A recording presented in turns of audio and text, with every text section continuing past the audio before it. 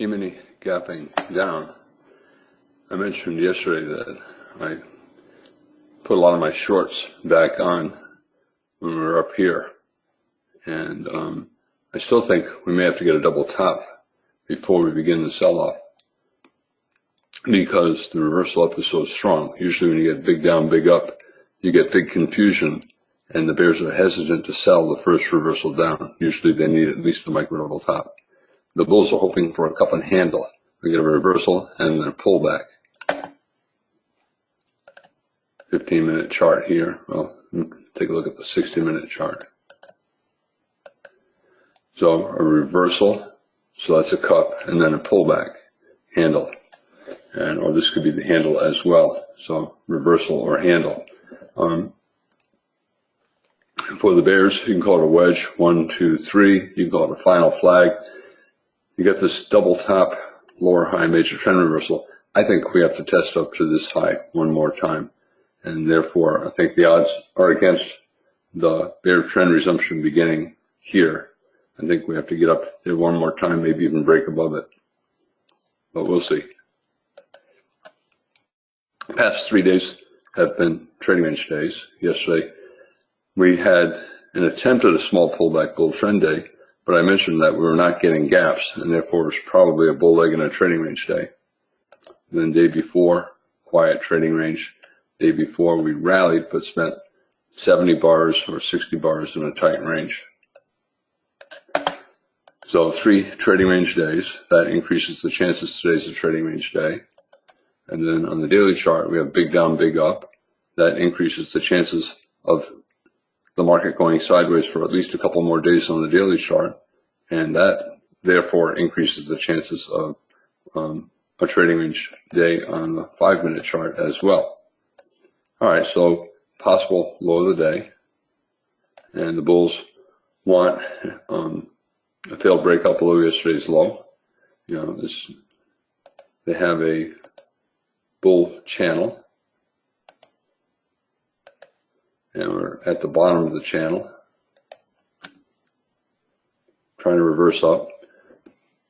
If it closes on its high and does not get too big, it's a reasonable buy. It'd probably have a 25% chance of being the low of the day. With 3 days of trading range price action, you have to assume there's going to be something wrong with the buy setup, because when the market is in a trading range or has a lot of trading range price action, it's difficult for bulls and bears to create really clear high probability setups, because there's too much balance between the bulls and the bears. And the result is nothing ever looks as likely as traders want things to be.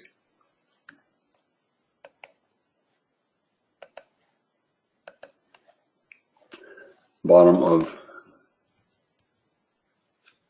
a 3-day trading range. Bears trying to get the breakout, bulls trying to get the reversal up. You know, I talked about expanding triangles in here, and this is now a bigger expanding triangle. Down, up, down, up, down. And markets tend to, when they start to get expanding triangles, they tend to get bigger and bigger and bigger ones. And then eventually they stop making expanding triangles and they go on to doing something else.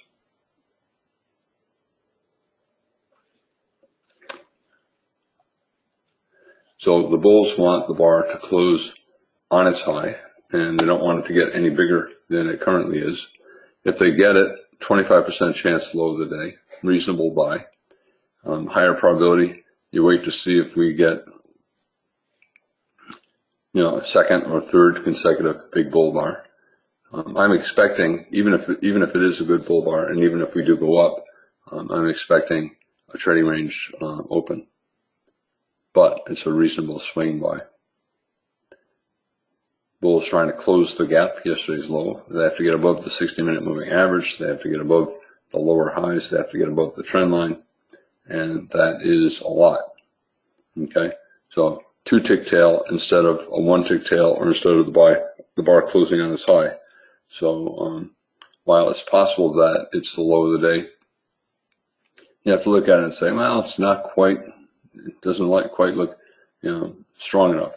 You know, 2-tick tail, the body not all that big. and then all the trading range price action. So while it's possible it's the low of the day, I think it's probably 25% chance maybe that it's the low of the day. For the bears, they see it as a pullback from the breakout below yesterday's low, and therefore selling below 1 makes sense to them. It's a low 1 short. I see this as more confused, and I think we're going to close the gap below yesterday's low. I think we're going above yesterday's low, and then we'll see what happens around the 60-minute moving average and the trend line. I think I talked about this 60-minute double top, lower high, major trend reversal. Bull trend, strong move down, so a very strong minor reversal. So 40% chance this lower high will lead to a swing down, and maybe slightly better than 40% because of the perfect double top, but the big down, big up, I think makes it likely that we're going to have to test up again. Usually the first reversal down from resistance does not work. A lot of the bears want a second reversal down. So right now I think we probably have to test back up there. Tomorrow's Friday, weekly chart. I said that this week was probably going to be an inside week. I said that on Monday when the week opened, because last week was an outside week, and this week, and it was a big week, and this week we opened in the middle. And that made it likely that we would not get above last week's high or get below last week's low, and that this week would probably be an inside week. The probability is high enough for a scalp. Let me rephrase that. There's probably a 60% chance the bulls will make a 1-point scalp, but is that enough to overcome the risk? So that makes it, not an ideal scalp. Because the risk is more than a point. You're risking about 3 points to make 1 point if you're going for a 1-point scalp. And for a 2-point scalp, you're betting that it gets up to and maybe a little bit above the 60-minute moving average, and that's not a great bet either.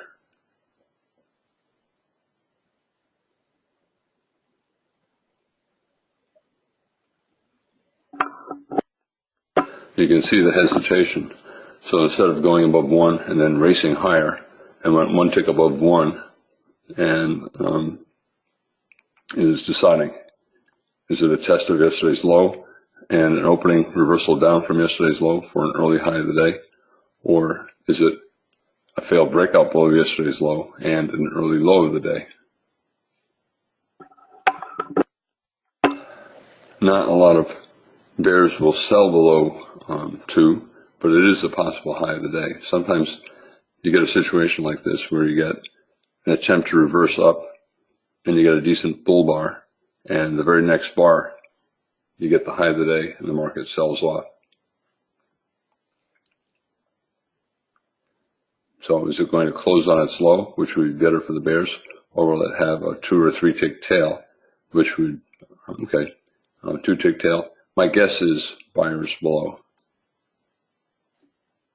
We had a day about a week or two ago like this, a bull bar on the first bar, and then we just sold off. Here, bull bar on the first bar, sold off a little bit. Here, a bull bar, but it never triggered the buy. The bull bar became the high of the day. Bull bar sold off a little bit. Bull bar sold off a little bit.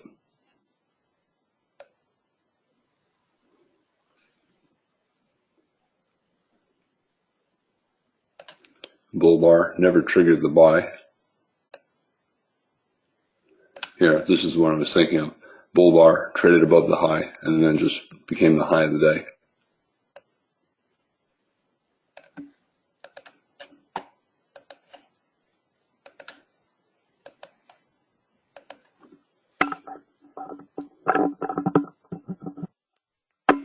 What happens if we fall below 1?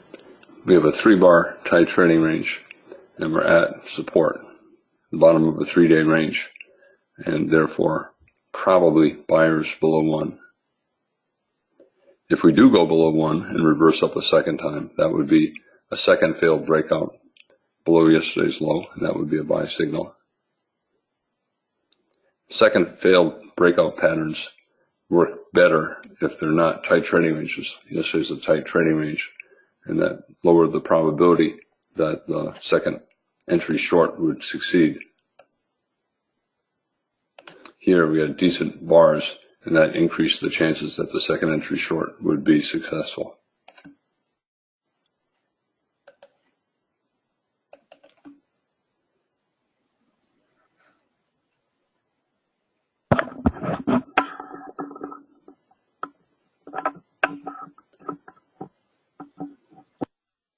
$60-minute moving average. Bulls bought above 1, so they get filled here. Let me do it this way. Bulls bought above 1 and got filled here, so their actual risk was here.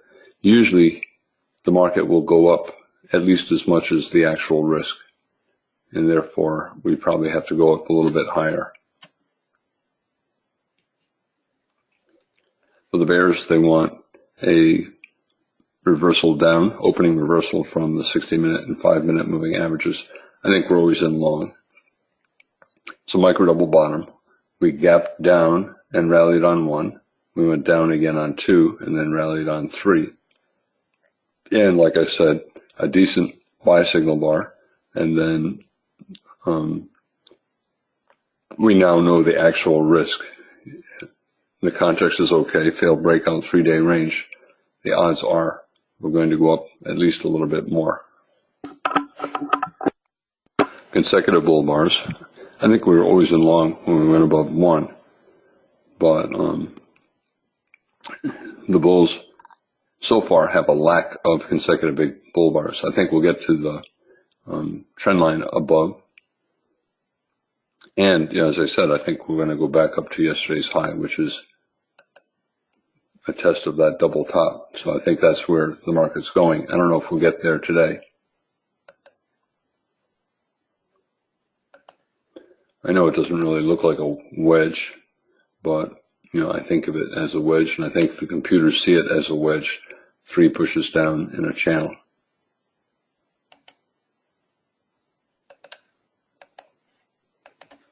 Buyers or sellers below 4. For the bears, 2 legs up, bar 1, bar 3, to resistance, the 60-minute moving average, and therefore an opening reversal down for a possible high of the day. More likely buyers below 4 and buyers below 1. Remember, we could get a second entry buy. If we fall below 1 and reverse up a second time, that would be a reasonably high probability buy setup if it has a good buy signal bar. And for the bears, this is a low probability sell. More likely buyers below 4.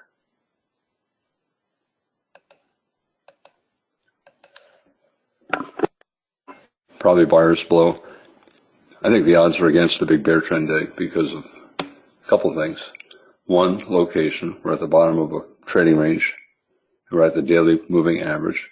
And I think this reversal up is strong enough so that the first reversal down will fail, which means we probably have to get back up and test this high again. So those are all things against a bear trend day. Now, that leaves us with a bull trend day or a trading range day. If it's a bull trend day, where are the consecutive big bull trend bars? The bulls could have done it with 1 and 2. They could have done it with 3 and 4. Because the bulls are not creating consecutive strong bull trend bars, today's probably not going to be a big bull trend day either. So it's probably going to be either mostly a trading range day like the past 3 days or a weak bull day. This bear channel could continue, but pretty good buying pressure in the channel, and therefore unlikely to continue all day. If we do get below 1, traders will look for a reversal up, and that would be a higher probability for the low of the day. For the bears, opening reversal down from the 60-minute moving average. You can see the bulls giving up, right? They're panicking out here. But probably buyers below 1.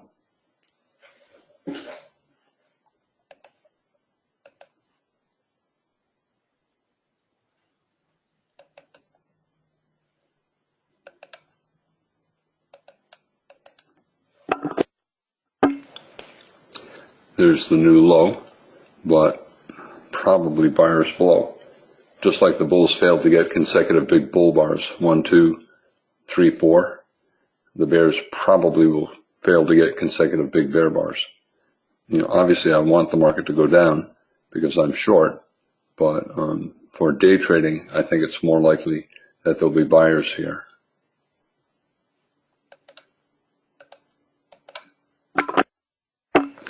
Remember we had that gap on the daily chart that we tested the other day, did not get there. Actually, I'm sorry, that was this gap. We had this gap here. That's what that pink line is. This is a good setup for a low of the day, but the bulls need a pretty good bull bar. If 7 closes on its high with a 3 or 4 tick bull body, it's a reasonable swing buy.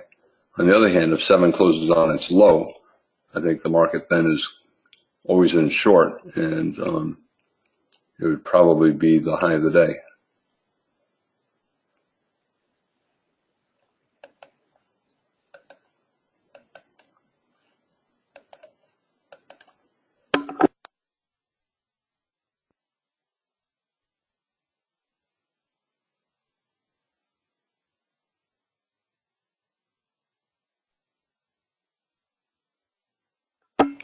Let's say it ends up looking like a fantastic bull reversal bar. Sometimes it will not look that way until the final second. So you have to anticipate and be ready, because it could look like this, like it does right now, and then in the final second suddenly close on its high. And the result is you end up missing the buy. And then when you look at the chart at the end of the day, you say, oh yeah, 7 was such a great buy. Well, it was a great buy if you were prepared for it to look like a great buy. But if you were thinking that it was going to be a big bear bar, then it would be easy to miss the buy.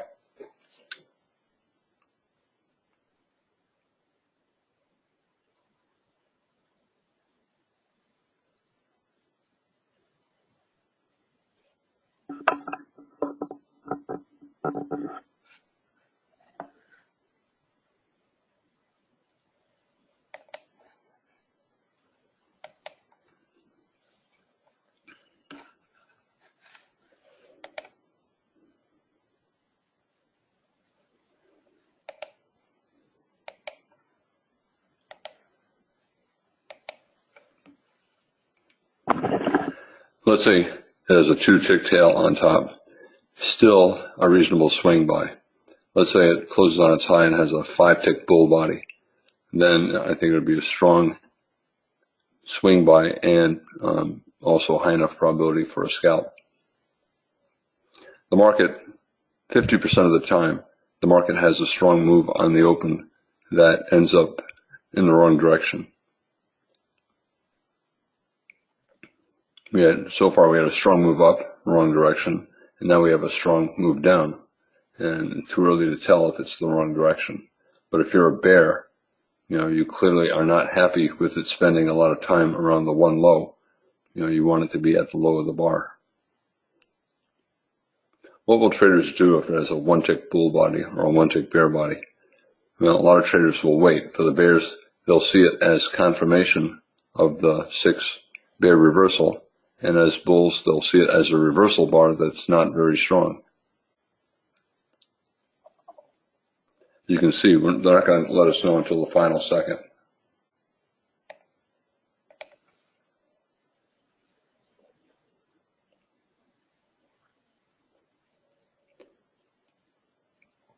Well, my finger was on my mouse button, ready to buy, and I'm less willing to sell because we're at the bottom of a channel, and that's not really a good location to be going short.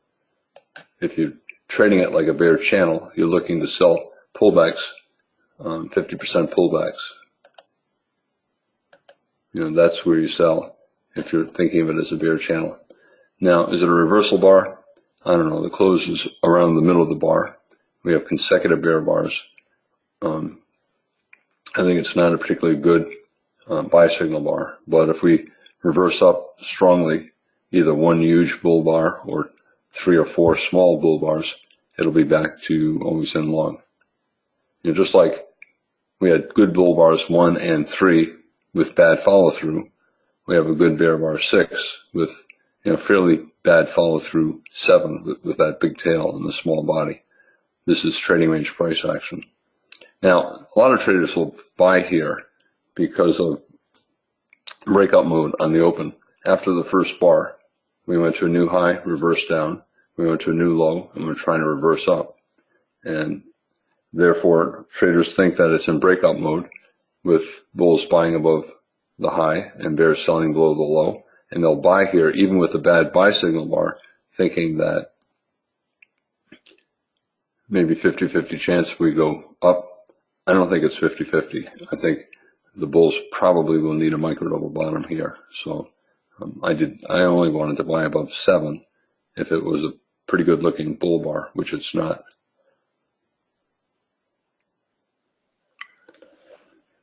And I am not short. I am looking to buy. We're at the bottom of a bull channel, and we're trying to reverse up from yesterday's low.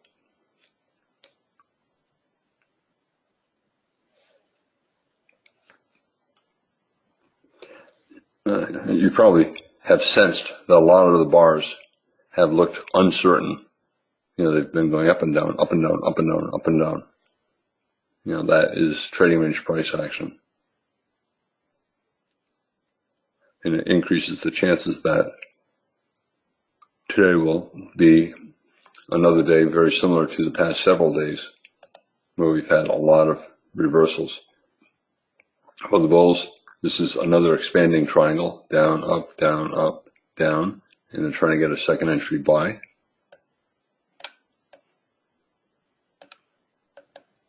Which they theoretically just got by going above 7. But consecutive bear bars, one of them being very big, I usually will not take that buy. I'll wait. Now, when you look at that, you say, wow, what a great low one short. What do you say? Well, it's a tail on 7, and this is a bull doji bar. This is not a very good sell.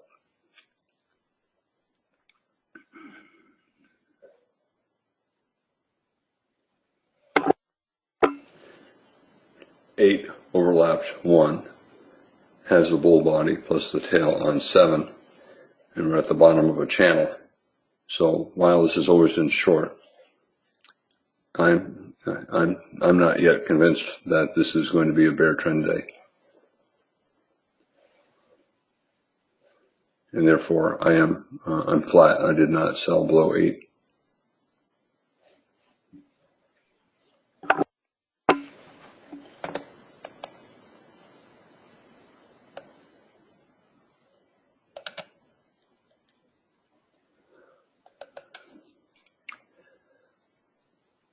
Failed breakout yesterday's low, a wedge. It's also an expanding triangle, but it's a wedge. That's what the bulls now are hoping to get. Another wedge. We tried to go up, reverse down, and tails, weak sell signal bar, and the bulls got a wedge bottom.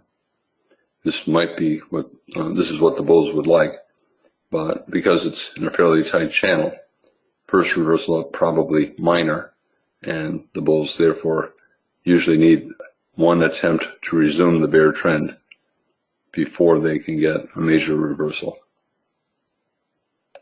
I don't know that we're going to do that, but this is the kind of thing I was talking about.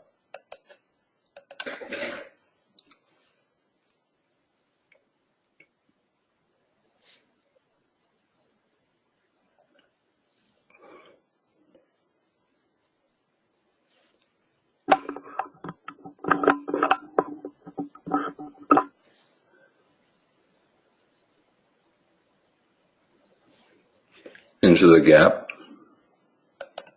We gapped up over here, probably support here, but this bar is bigger than what bulls want. So it creates a problem for traders looking to buy a reversal up. They probably will wait for the market to go sideways for a few bars. And for the bears, it's forcing traders to sell low when the follow-through is not all that good.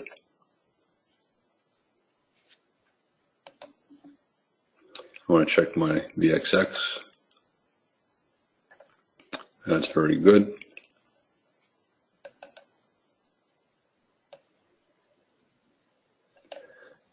I forgot where I bought it. I bought it somewhere in here yesterday.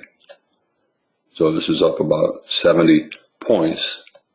That, so for every 1,000 shares, that's $700.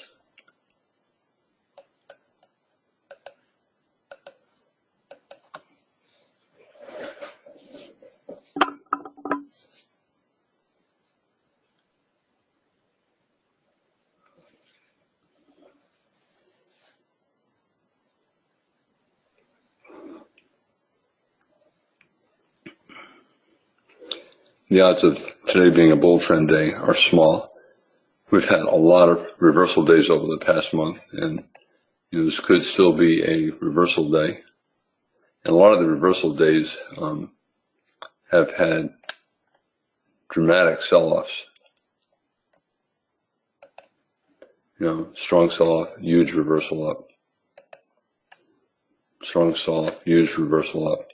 And the bulls are hoping for that, but right now it's sell the close, sell the market.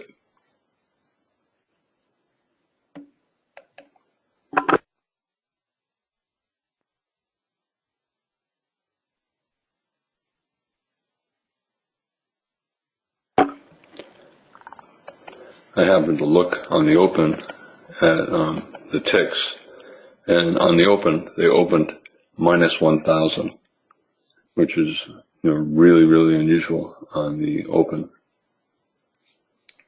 I say that, and then yesterday opened with a plus 1,000, which I think is pretty unusual.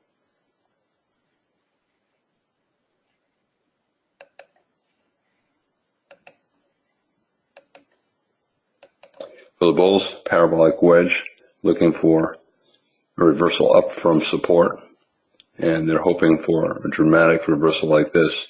If they get a good enough bull bar, then it's similar to this, a parabolic wedge bottom, reversal up, reversal up, reversal up, but they need a very good bull bar. So reversal up, and a third reversal up.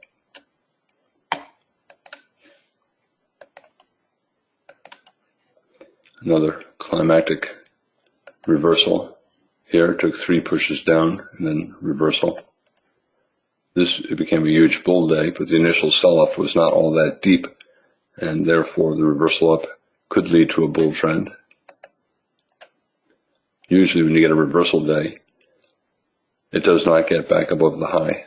It just becomes mostly a trading range day. Even when you get a strong reversal like this, you can see we never got all the way back to the high. Did not get back to the high. Sometimes it does, but usually the best the bulls will get is the end of a sell-off and a swing up. Right now, today looks most like this, but the bulls do not yet have a reversal, and they may not get one.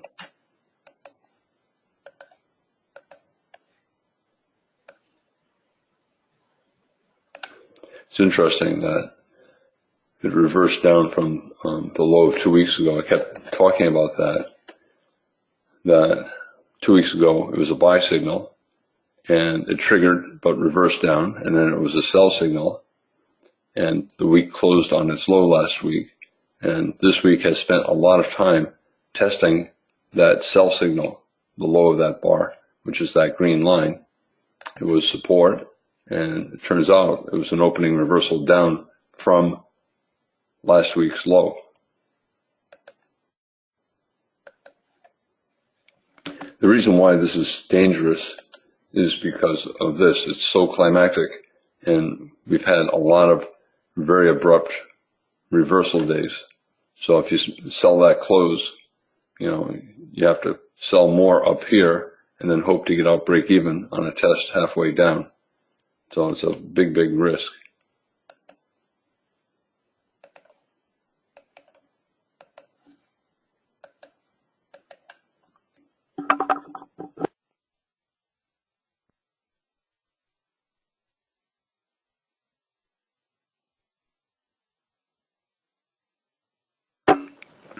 Now, can you simply buy the close and use a measured move down based upon the height of these bodies for a stop? I would not. I think best choice right here is flat. This is a sell climax, and there's probably close to a 50% chance we're going to get a sharp reversal up and selling down here. I think, the risk is just really great, in terms of the points. Let me get rid of that. The market's ignoring the channel.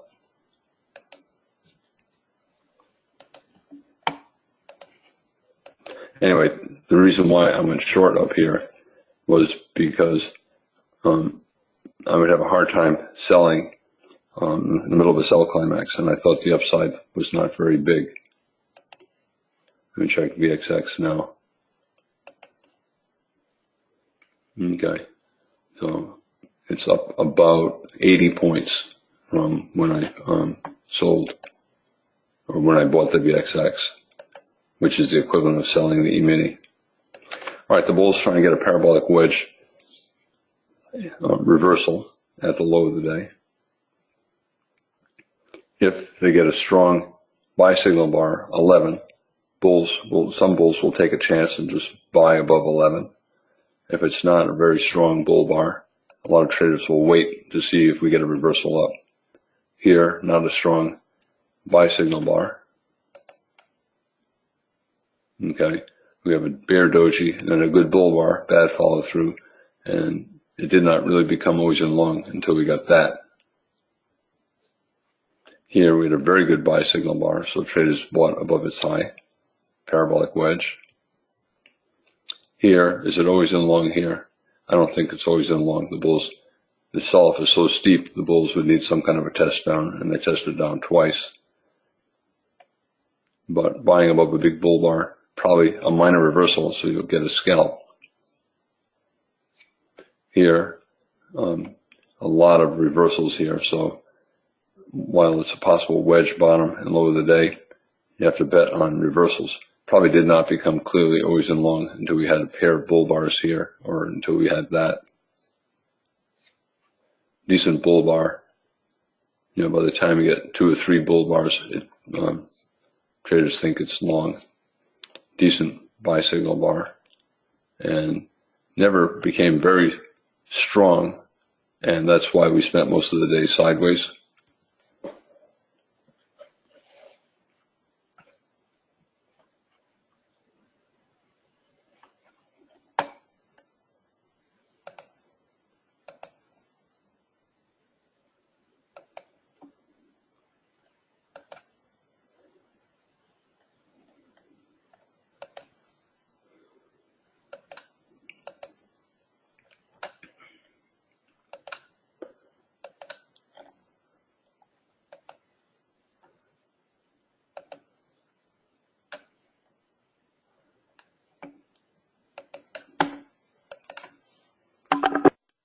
If we do get a really good buy signal bar, I'll probably take profit on part of my short position, because this is just a big gift.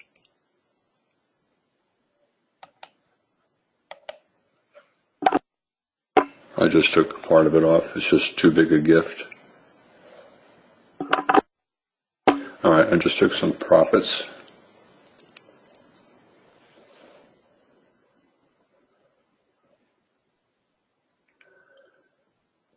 Parabolic wedge, but a lot of the bulls want to buy above a bull bar.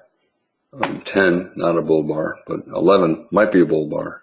If you're a sell the closed bear and you sold 10, you're getting disappointed by 12.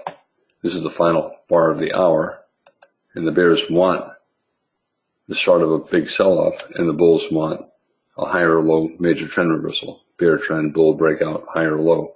And sometimes you get a very strong sell-off on the higher low, yet it still results in a reversal.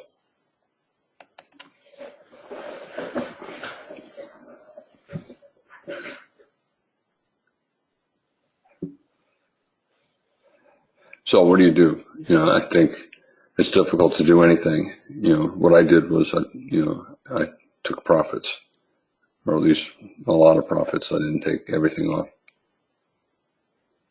I still think there's a 50-50 chance that we'll get a big reversal, and 60% chance at a minimum the selling will stop here or soon and will start to enter a trading range. So I think the market probably will be sideways to up over the next couple of hours.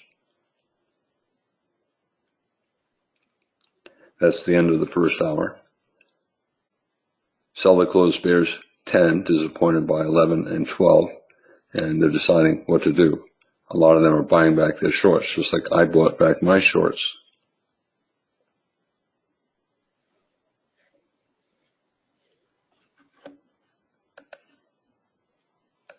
You look at that and say, okay, that's so unfair, right?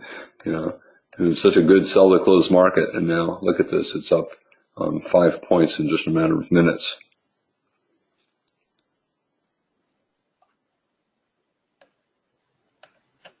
I want to talk a little bit more about what I was saying about, you know, and first of all, very similar to this, the first reversal up probably is minor, even though it may go up a long way.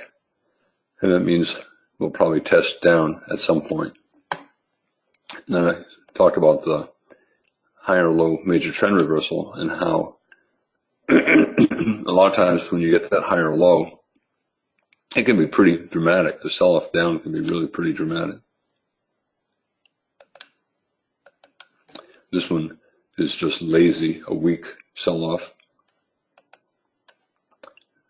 A little bit dramatic here for the higher low.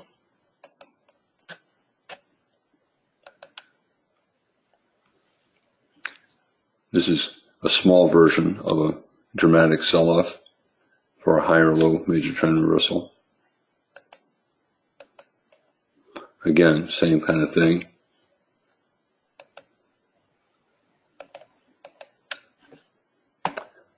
Look at this, right? 2 consecutive big bear bars, higher low, strong enough down so the market probably needs a double bottom.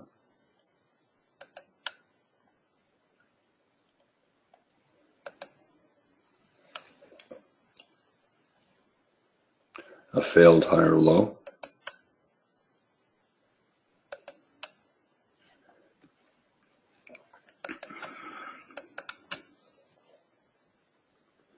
Anyway, if you're a bear, you know, what are you thinking? You're thinking, darn, you know, I had an opportunity to exit with a great profit, and I knew there was a possibility of a parabolic wedge reversal, and I did not take it. I better buy back my shorts now. Right now, I would say 60% chance this is the early part of a reversal day, and 70% chance we will not make it all the way back to the high.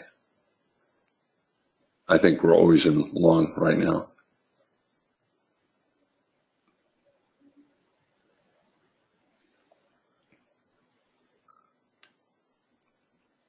The sell at close bears, you know, if you sell that close, and then this tail with the doji, you do not sell that close. You know, you knew that this could be a parabolic wedge reversal, and some traders just keep selling closes until you get hesitation, and then they buy. And that's what took place here. So, you know, you could sell the 10 close, and then when you see the tail 11, bull bar 12, you know, you just get out and take a loss, a small loss. You know, you don't wait until the market's up here. You know, you buy above 12. Now, what about the argument that buying above 1 was reasonable, and therefore scale and bulls will buy more above a bull bar 12 and get us back there? I don't know if that will get there, but let's say you bought above 1, then you buy more above a bull bar here. This is your average entry price. So had you bought above 1 and used a crazy stop, you know, like 50 points, 20 points, who knows, but a big stop, and then you buy more above the bull bar, this is your average entry price. You know, who does not think we're going to reach this? You know, almost certainly we are going to reach that. And the bulls who bought here and just did not use a stop and just waited to buy more here will be able to avoid a loss. So we should get at least one tick above there, and it probably will correspond to around the moving average. Let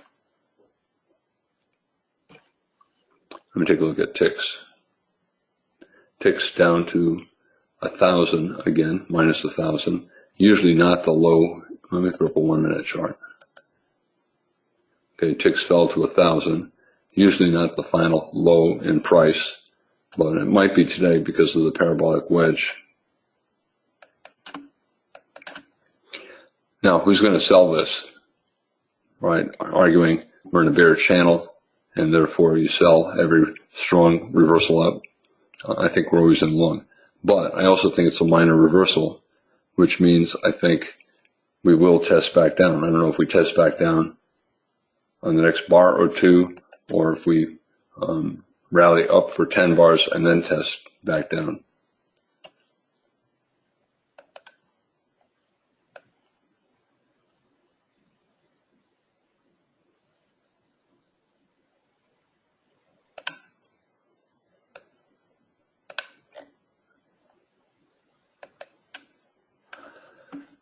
Here, where's the higher low major trend reversal?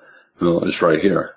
The market rallied for 15 bars or so before you get a pullback. I don't think of a higher low here as a higher low major trend reversal. I want the pullback to go about a third of the way down. So to me, this is the higher low major trend reversal.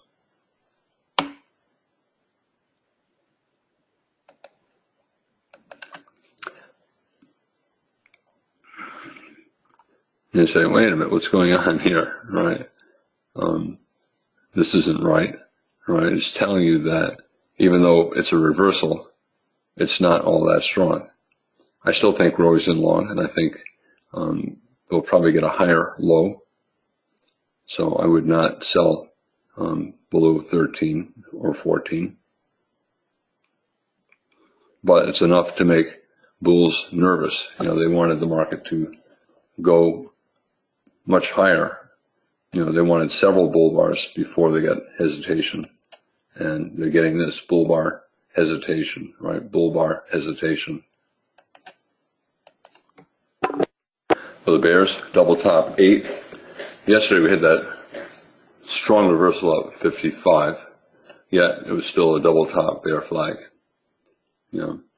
Double top bear flags never look like they're going to work, but they work about 40% of the time if they're reasonably decent. This is not all that great, but I still think there's a 40% chance that it'll work as a bear flag, break below the neckline, and go further down. I think 60% chance it will not. I talked about early on, bull bar 1 and 3 both had bad follow through, bear bar 6 bad follow through. So a warning that today we'll probably have a lot of trading range price action.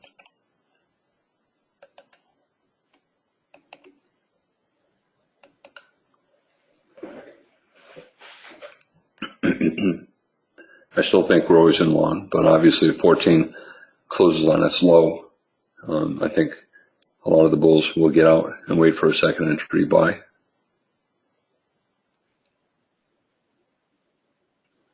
Again, we've had several bars today like this where you don't know what the bar will look like until it actually closes. That is trading range price action, that uncertainty.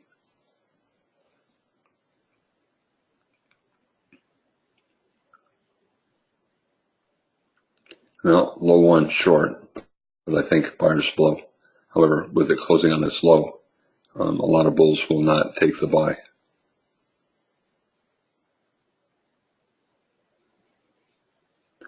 Now,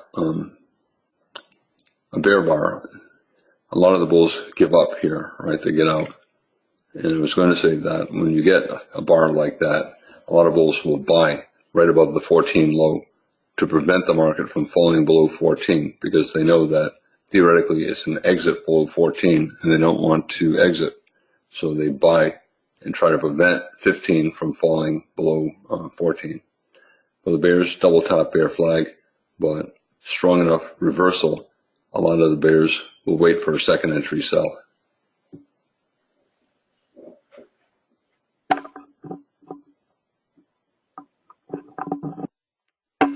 We got a little bit of overlap, 7 and 13. So it still could be a measuring gap. We're already around the measured move target.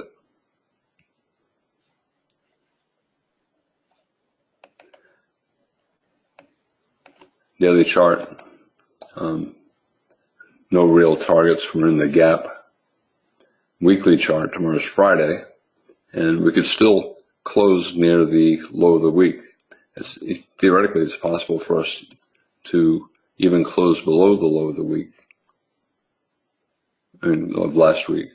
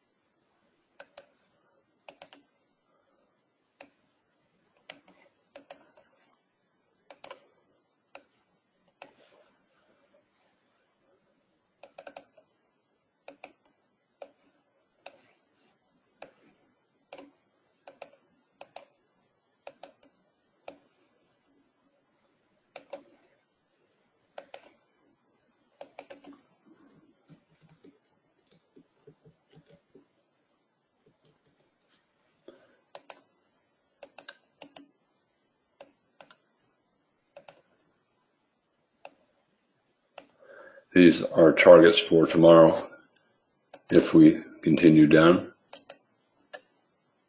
All right, I think this is a reasonable buy location, right? Testing the bottom of a parabolic wedge. For the bears, I would be getting out of shorts here. This is confusing. We're reversing repeatedly.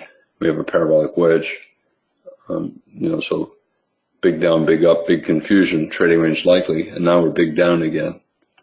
So while it reduces the chances of a big rally,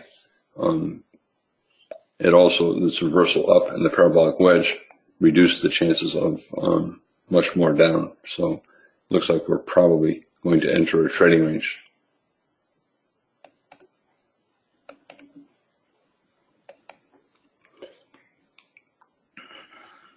I am currently flat except for my positions on the daily and weekly chart.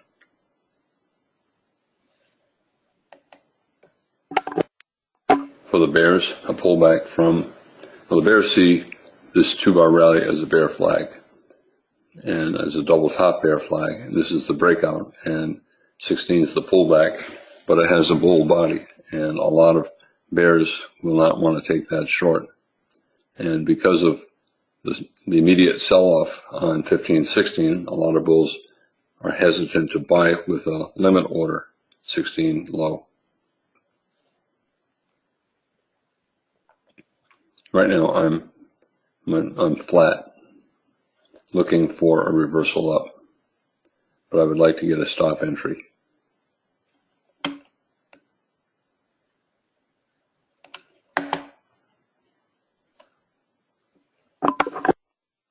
Now, what about the buy the close bulls 13?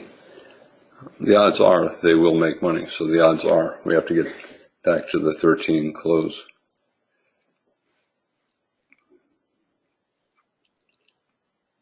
Limit order bulls making money, right? I think this is probably going to be a trading range, and we're probably near the bottom. Stop order bulls trying to get a decent stop order buy. Outside up 16, really not all that great.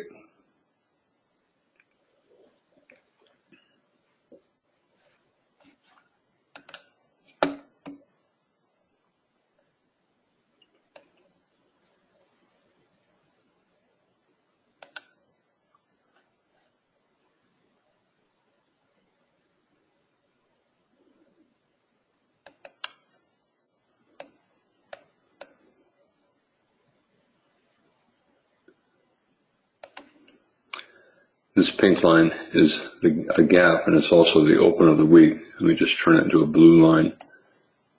And I'll call it the open of the week.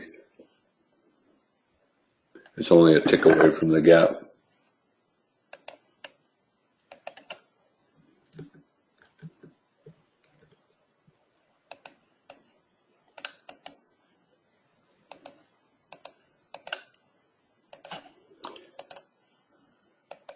Weekly chart, perfect doji, which means we're right near the open of the week. All right, so that's a swing buy. I don't think the probability is high enough for a scalp. And even though it's a swing buy, we're probably going to be more sideways than up. The pullback is deep. Whenever you get a reversal or any kind of a breakout and then a very deep pullback, it makes a trading range more likely than a bull trend.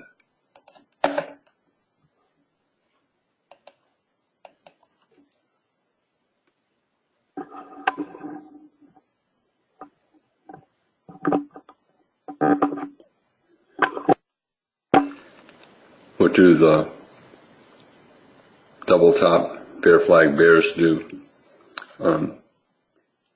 They could still be swinging a short. I would not. I still think we're probably always in long.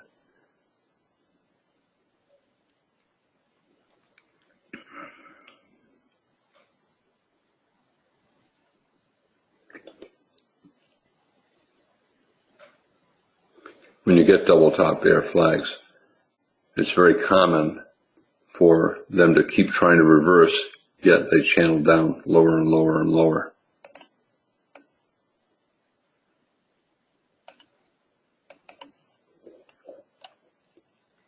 Here's a close-up, right? So double top, tried to reverse, tried to reverse, tried to reverse, and ultimately ended up falling down to the measure move target. And that makes it difficult to do anything, right? The bulls keep hoping for a head and shoulders bottom or some kind of a higher low.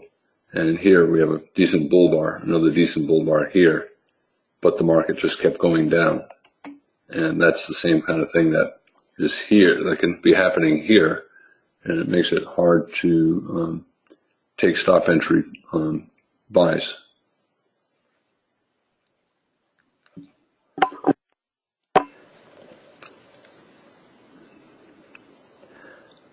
I think best choice is wait. You could be swinging a short, stop above 13. You could be swinging a long, stop below 17, but it looks like a limit order scalping market. But bears do not want to be selling above 17. I think it's slightly more bullish than bearish. We have a parabolic wedge, and the sell-off 15 could not get a new low. The bears tried again. On 17 could not get a new low.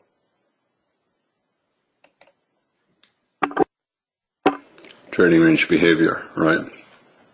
As soon as you think it's always in long, it reverses down. As soon as you think the bears won, it reverses up. And that's always a problem with trading ranges. By the time you're confident that the bulls are winning, you're probably about to reverse down. And as soon as you think the bears are in charge, you got to bet that it's going to reverse up. So it's constantly getting traders to buy high and sell low. You know, as I said, I thought we'd get back to the 13 close because it was reasonable to buy that close. And you have some bulls selling here. They bought the 13 close. They were disappointed by the follow through 14, 15, and they now think a trading range might be more likely than a bull trend. And they're trying to get out around their first buy. A lot of them bought more lower.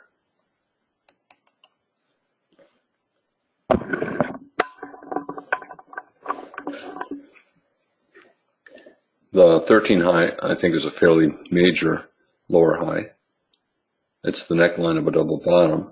The bears have two good bear bars, 14, 15. They do not want the bar to get above the 14 or 13 high. I think we will get above the 13 or 14 high. I think we're always in long. But I'm not at all confident that we'll get a strong breakout from the double bottom. I still think today's a reversal day, but because of the absence of a sustained reversal up here, I think it's going to be one of those weaker reversal days.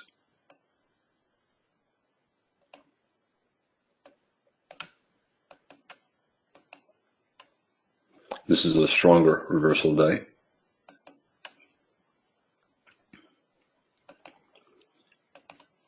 This is more like today.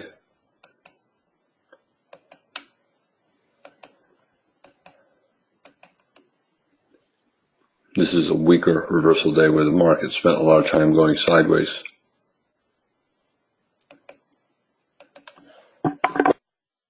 The bears want a big low 2 short at the moving average, 2 legs up 13.19.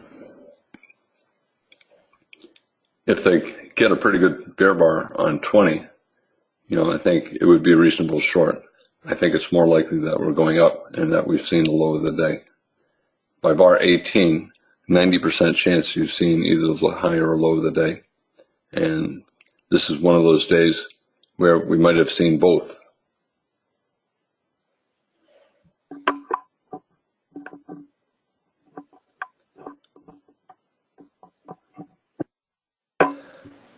The market's deciding how strong will the reversal be. Will it be a day that goes above the high of the day and closes on its high? Or will it be a weaker reversal day with a lot of hesitation? So far, it looks like it's going to be a weaker reversal day. This sell-off here, I think, reduces the chances that we'll go straight up. The bears hoping for a 20 gap bar short and a big low 2, but I think we're always in long, and we're probably in a swing up for the next 2 or 3 hours. Back up to around the 1 high 60-minute moving average, and then that magic price, the low of 2 weeks ago on the weekly chart, that low.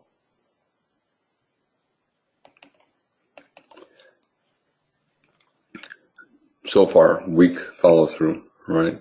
And the market's been doing that all day. Yesterday, strong sell-off 15, bad follow through, strong rally 13, bad follow through, and all day long, every time the market does something strong one way, the follow through is disappointing. Limit order bears 13 high, probably will make money, but I think we're going higher.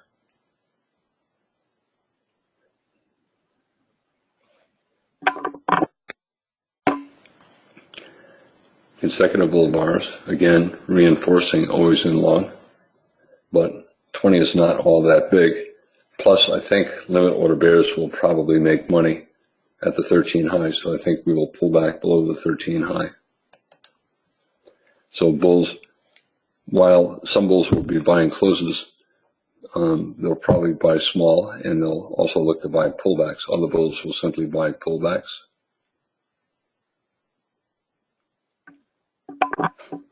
Bears still hoping for a big low 2 legs up, 13.20, but I think buyers below. Where do the bulls buy again? Do they buy at the 21 low?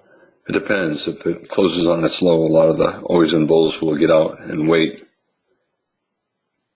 The limit order bears have not yet made money, but they probably will.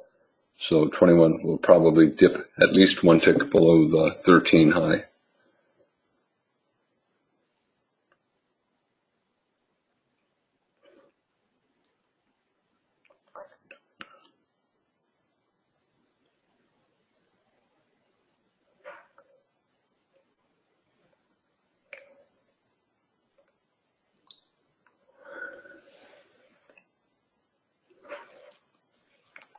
What about the limit order bears 18 high? I'm not confident that they will make money. When a day has a lot of trading range trading, pretty much every limit order trader makes money all day long, and we may dip below the 18 high. But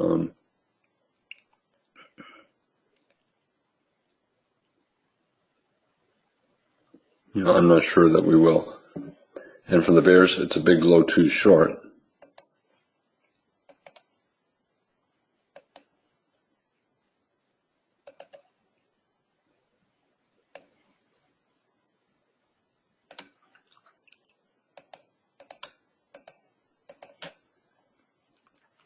Here's an upside down version of the chart. We have a strong bold breakout and then a two-legged pullback.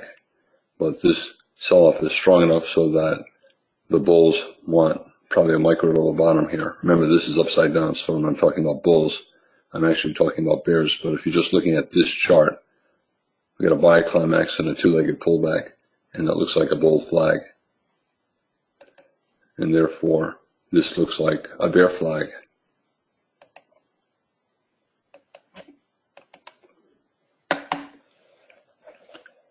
You can see the limit order bears made money, 13 high. And I don't know if we'll get down to below the 18 high, but I think there'll be buyers somewhere between where we are and then a tick or two below the 18 high. Instead of this being a low two bear flag, a 20 gap bar sell that leads to a new low.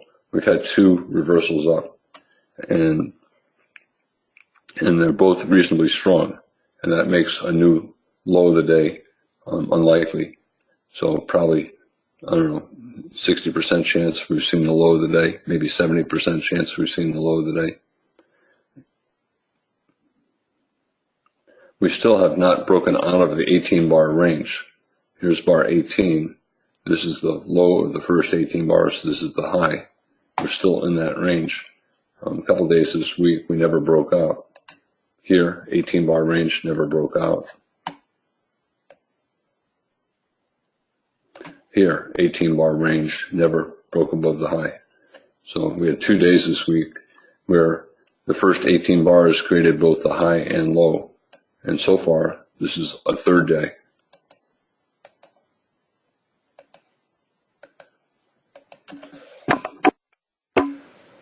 The bears want either a huge reversal down, unlikely, or 3 consecutive bear bars.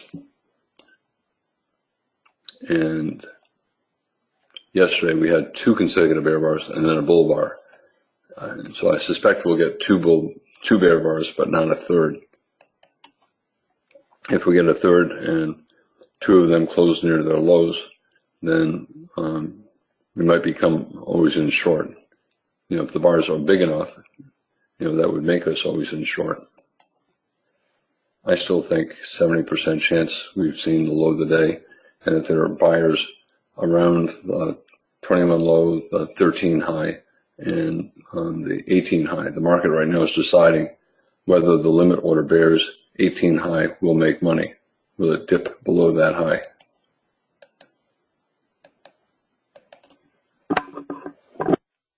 Suppose you buy above 23, a small bull flag, a pullback from the breakout above 13.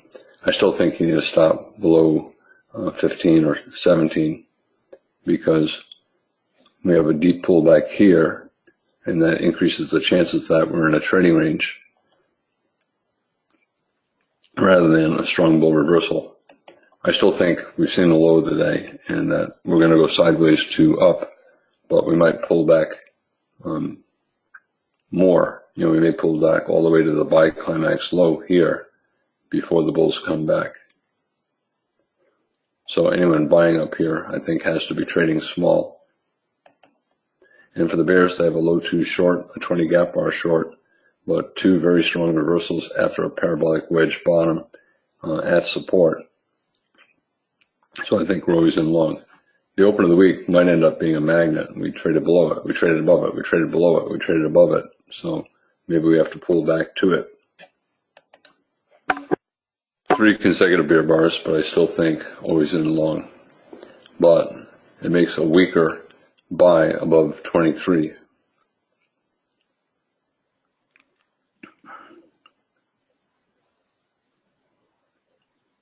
Again, if you're buying for any reason, below bars, above bars, stop below 15. And for the bears, it's only a swing short. I don't think the probability is of I don't think the probability is all that good for scalps, except limit order scalps. Stop order, the bars are big and the day is fairly big, so stop order bears did make money. But I would, if I'm shorting, which I'm not right now, I would be shorting above bars.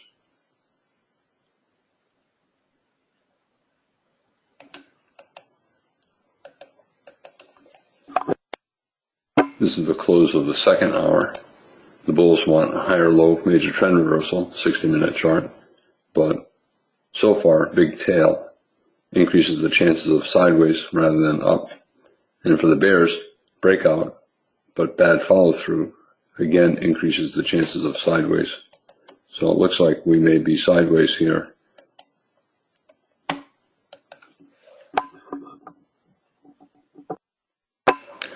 Limit order bears, 18 high, made money.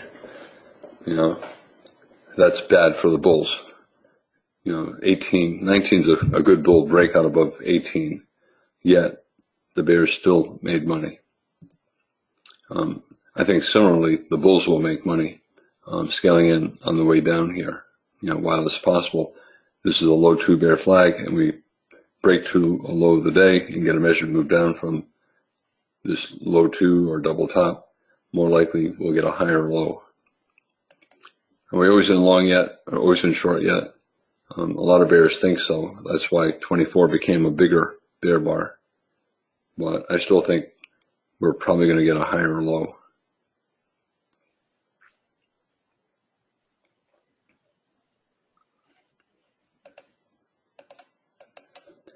Four consecutive bear bars. A lot of bulls will not buy the first reversal up. They'll want at least a micro double bottom.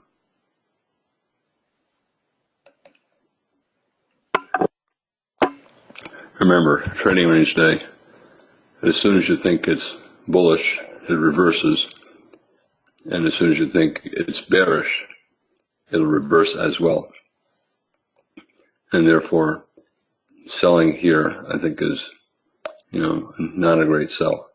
If you sell here, stop above 21, and you probably have to scale in higher. Trying to get down to the buy climax low, 19. Might get down to the 15, 17 low. Buy zone, but 5 consecutive bear bars. And bulls probably will want a micro double bottom.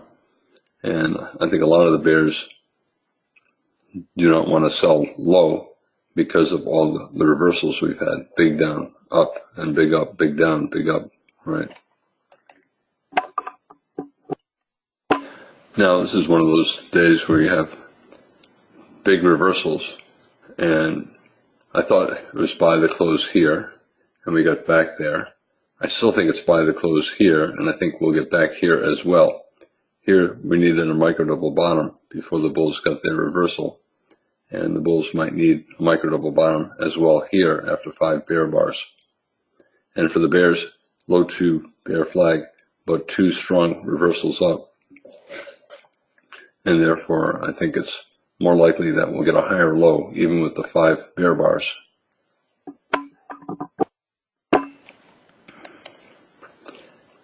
A lot of these reversals came with micro double bottoms. Here we have an II. Here we have a micro double bottom. Here, we have a micro double top, but this low is simply a failed breakout and reversed up. This high, micro double top, but a difficult short. Here's a higher low. To me, this looks like a second leg up after this reversal. And then up here, there's really not a micro double top. It's a double top, but not a micro double top. Here, micro double bottom. Anyway, today looks like this kind of a day where you have big swings up and down, but it still stays sideways. The reason I'm not selling down here, despite all of these bear bars, is because we reversed up twice pretty strongly from this general price area. So I'd rather sell higher. Or if we start to collapse, maybe I'll sell a close or two. Can you simply buy at the market and put a stop below 15 or the low of the day? The math is probably okay. Right? Chances are we're going to get back to the 20 close. I think it's better to wait to see if we get a micro double bottom with a stop entry buy. And I'm not willing to sell here. We're in a trading range. We went down, down, down, up, up, and we're near the bottom of the range. Plus, it looks like the open of the week is a magnet. You can see the weekly chart so far is a doji bar.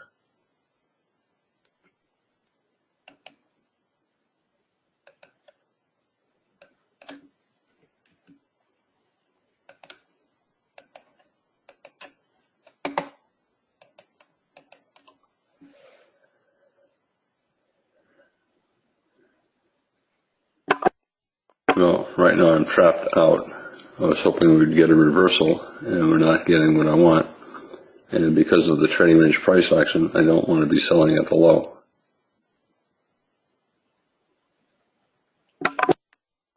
Double bottom, but a lot of consecutive bear bars, 8 bear bars. Better to take the second entry buy. When we get back to the 20 close, I think I'm less certain now. Now I think this is probably going to result in a lower high, maybe a head and shoulders top bear flag, left shoulder, head, right shoulder. So I think we're probably always in short, and we'll probably get a lower high.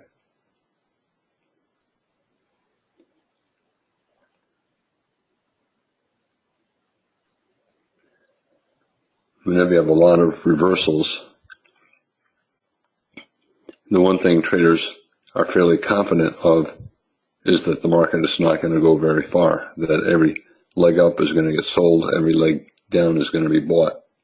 And that's where we are. We have had multiple reversals here. So trading range likely, this is the buy zone, but I'd rather take a second entry buy after this many bars down.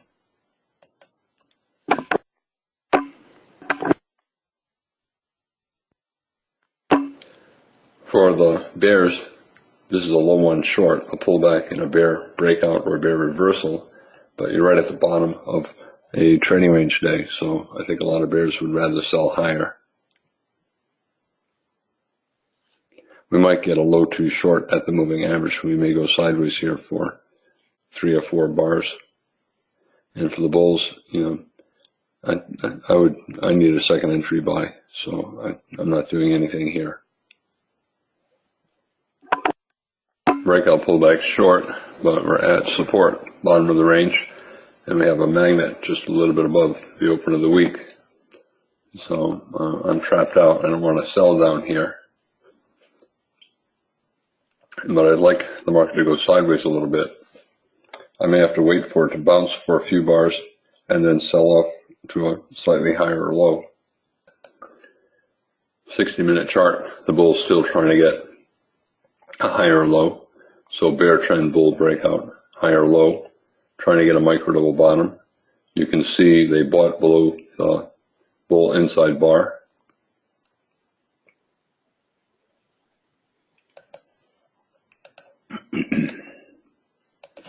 Daily chart, lower high, major trend reversal. I thought we would have to go sideways for a few bars before we'd start the sell-off, but this might be all that we get. Anyway, that's why I went short yesterday, just in case we go straight down. I thought it was more likely that we would go down than up here, but we still might go sideways more.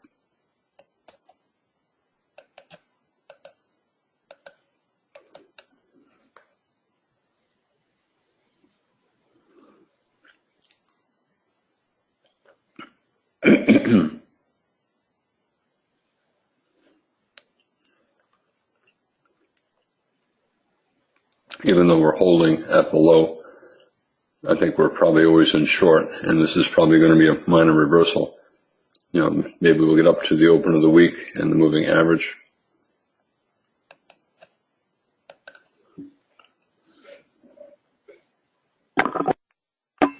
What about sell the closed bearish 28? I don't know, I personally would not have sold it. I don't want to be buying high, and I don't want to be selling low on a day that has had a lot of reversals. Is it high enough to sell yet? I think we're going to test down after that many bars down, even though the bulls see this as simply a pullback from this reversal. This is a strong enough bear micro channel so that it's unlikely to go straight up. Here, we just collapsed didn't matter when we went up. So I think today is one of these days where it just goes very strongly one way and then reverses and goes the other way. They're usually pretty difficult to trade. Here, you did not get a micro double bottom, it just went straight up. Here, it did not get a micro double top, you just went straight down from the double top. Here, they got a micro double bottom.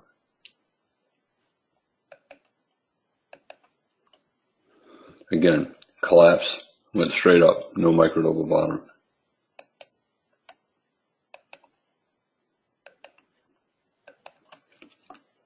Bears, breakout, pull back short, a low 2 on the smaller time frame. I think we're always in short, but the location is bad for the bears. Remember, the bulls probably want a micro double bottom, so if we test down near the 28 low and reverse up a second time, that could be a stop entry buy.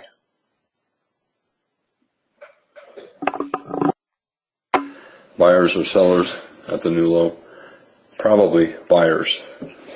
For the bears, head and shoulders top, bear flag, left shoulder, head, right shoulder, but a lot of big reversals, and that makes it more likely that traders will buy the breakout, betting on reversal up. We have that gap on the daily chart, and this is the bottom of the gap right here.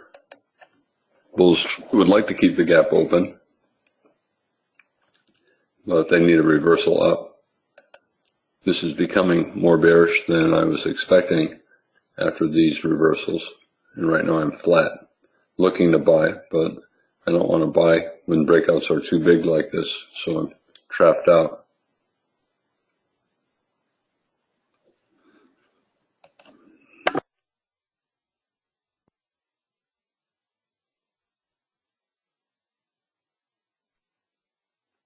The reason I did not exit all of my shorts is because I think we're going to work down to the March or May low. So I think we're going to get 100 to 150 point correction over the next couple of months. And I don't know which one of these reversals down will be the start of it. So I want to make sure that I'm maintaining a short position. And on every rally, I'll put shorts back on, and every sell-off, I'll take some off. By rally, I'm talking about on the daily chart.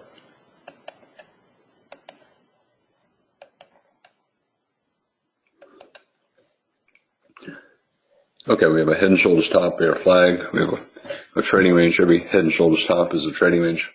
We're getting a bear breakout. In general, when you get a breakout below a bottom like this, where bulls have stops, they have stops below 11, 50-50 chance the breakout will fall for some kind of a measured move, 50-50 chance it will reverse. And that's probably accurate right now. Sometimes the percentages are different, but that's probably about right here. To buy above 33, I think the bulls need a pretty good bull bar. I think most bulls will not buy unless they get a 2 or 3 tick bull body on 33.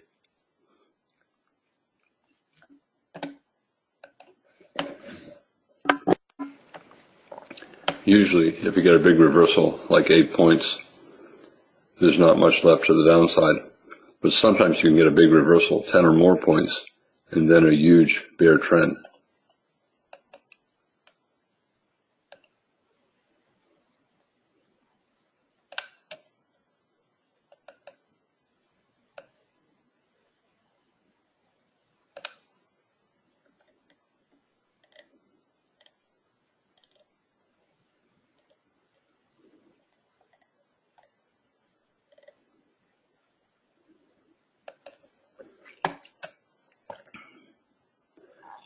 Five-point reversal up, failed.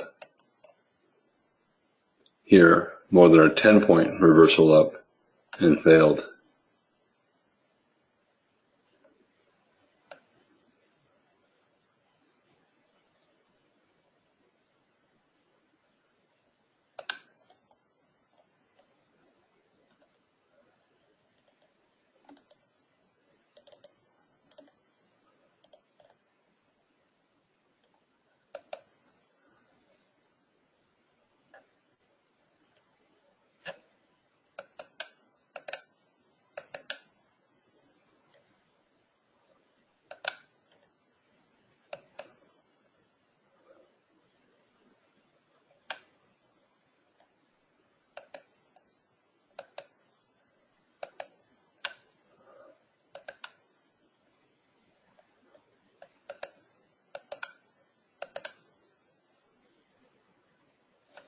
This is an example of that. We have 8.5 point reversal up and it failed.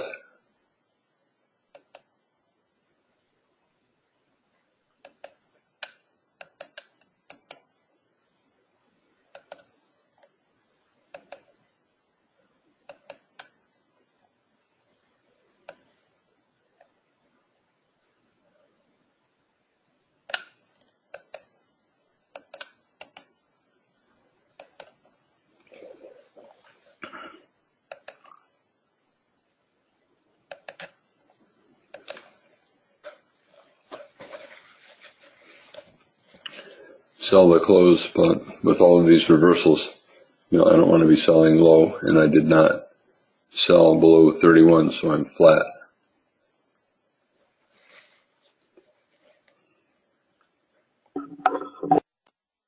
What about limit order bulls who bought the 28 low? I think they'll probably make money. Might be a trending trading range day where we have a trading range, a breakout, and then a lower range.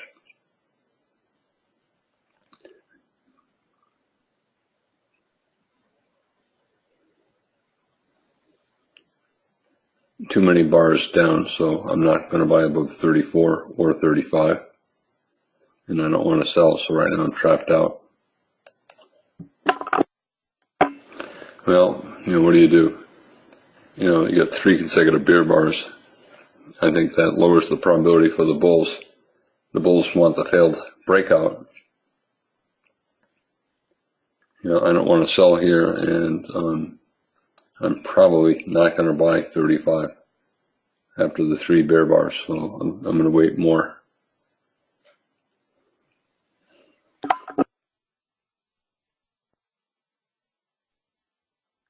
Limit order bulls, 28 low or 1 or 2 points below 28, probably will make money. And sell the closed bears. We've had so much trading range price action that I think it's difficult to make money selling at the low.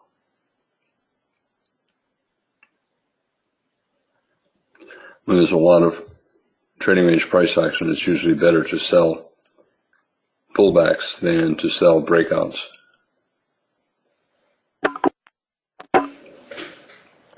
Possible consecutive parabolic wedge channel here. So we had a parabolic wedge bottom here, now a consecutive bottom here.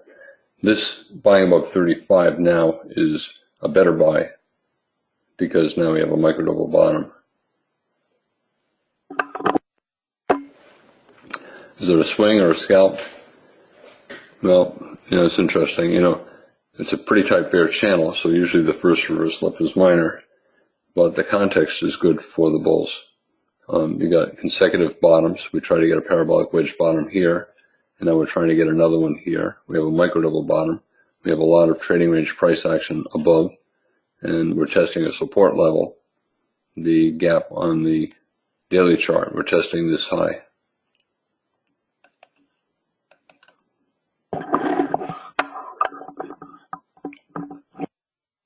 Target for the bulls back above the 28 low, moving average, and 29 high.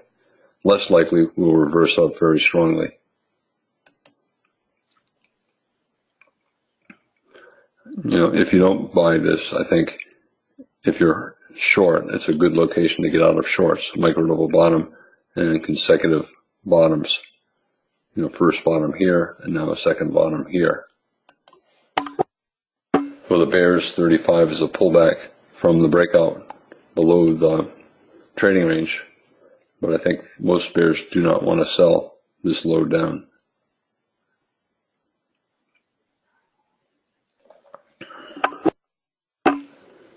The close of the 3rd hour, but reversal, bad follow through, big bear bar, bad follow through, good bear bar. We don't know about the follow through yet.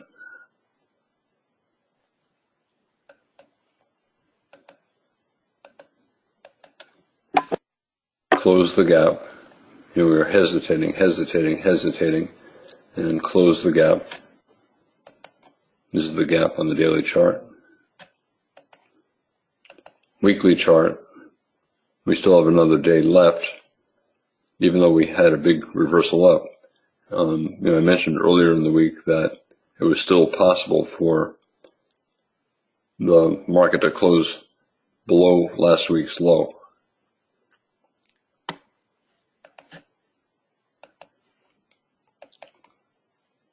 I think the bears get out above 35. Aggressive bulls will buy, but it's probably a minor reversal to above the 28 low and the moving average.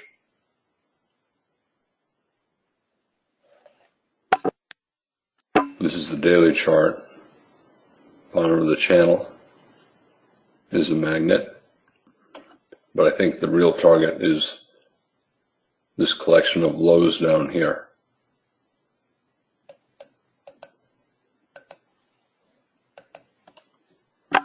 Is it still a buy above 35? I would still get out of shorts above 35, but I'm less eager to buy. We're getting too many bear bars.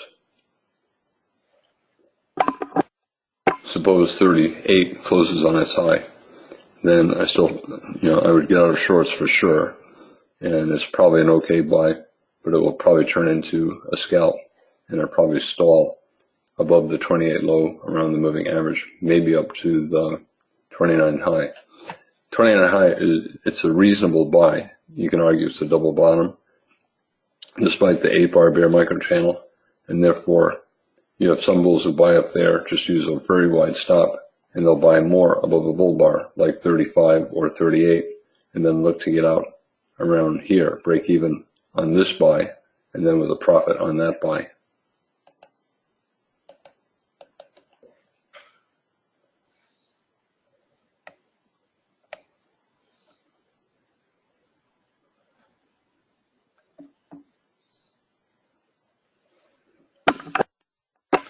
I would get out of shorts above a bull bar, either 38 or 35. And if it closes around here, it's probably an okay buy for a test up.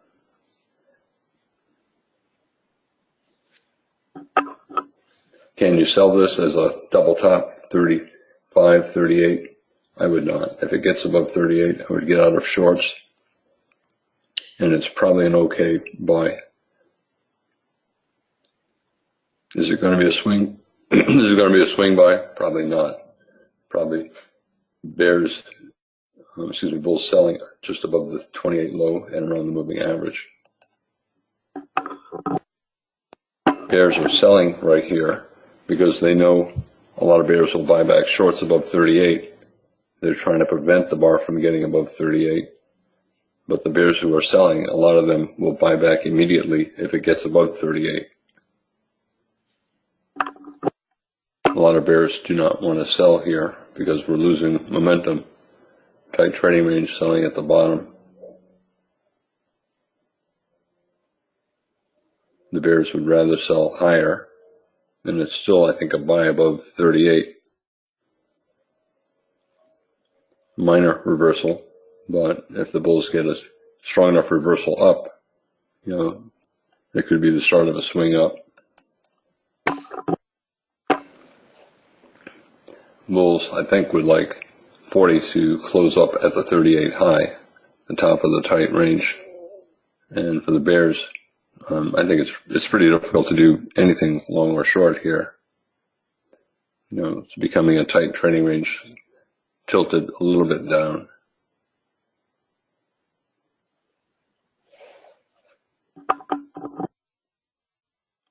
Getting too many bars, and that lowers the probability of a big move up or down.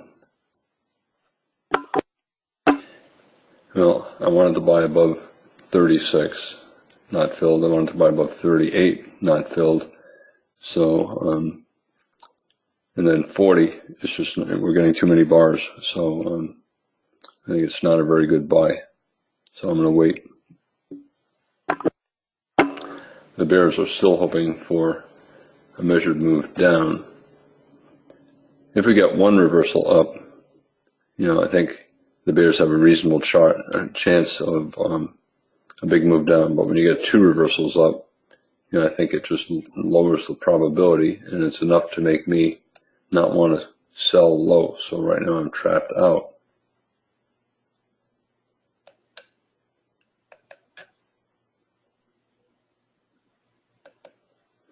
Close of last week.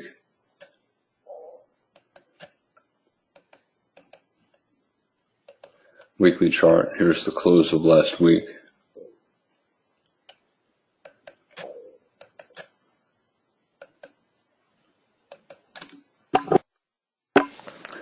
Magnets coming into view. Close of last week, and then the measure moved down. We have a double bottom attempt instead of a break above the neckline and measure move up. We're getting a break below the double bottom, and the bears are trying to get a measured move down.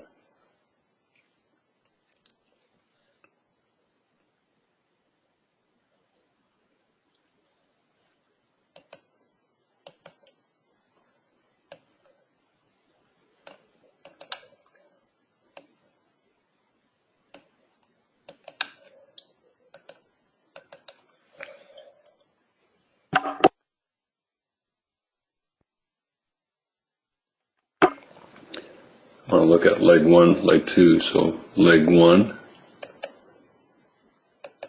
we're right at leg one, leg two. We have a couple of the magnets a little bit below.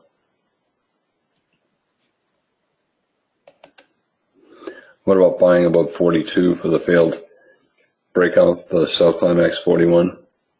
The bulls should have been able to reverse it here, and because they did not, I'm hesitant to buy unless we go sideways again and try to get another micro double bottom.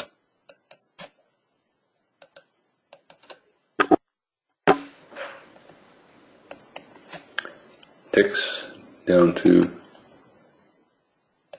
minus 1,000 again.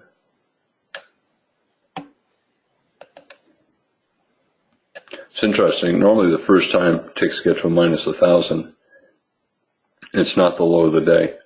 And even though we rallied about 8 points or so, the bears were still able to get back down to a new low.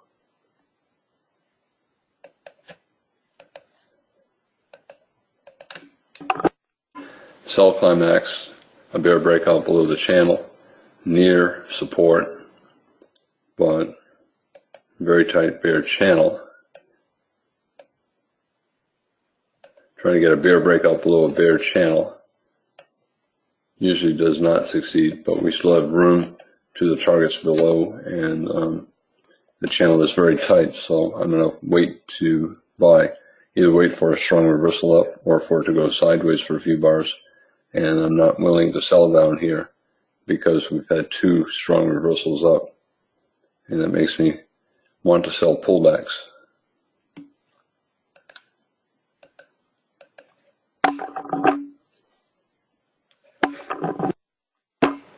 Next support area, but no sign of a bottom.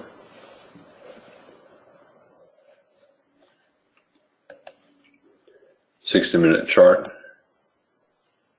Again, testing the trend line.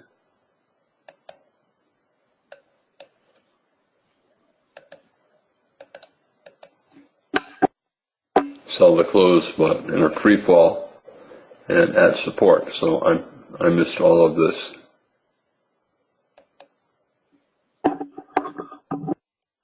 I want to check how my VXX is doing. So right now it's up $140, 140 cents, $1.40 from a little bit more than $1.40 from when I bought it yesterday. I don't have any regrets taking profits on a lot of it today.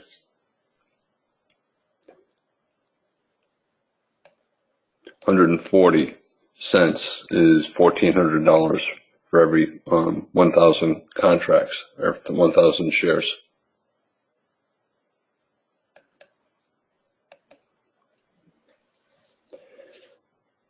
Very good looking bear climax, late in a bear trend, late in this leg, more likely an exhaustive end of the trend than the start of an even stronger leg down. But the channel down is so tight that I have to wait If I were doing anything right here, what would I do? Well, this is what I would do if I had to do something. Okay. If I had to do something, I'd be buying here with a stop somewhere below a measured move down based on the height of the climax. Weekly chart, low of last week is that green line. And then that pink line is a gap on the daily chart over here. We did not close the gap. We entered the gap. Actually, we didn't even enter the gap. But anyway, that pink line down here is that gap on the daily chart. Not this gap. It's the gap over here.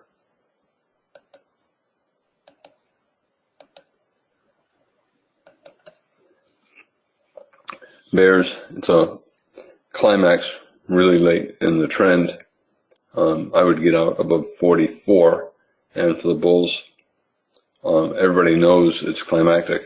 But when the channel is this tight, I have to say I'm not eager to take the buy, so I'll wait.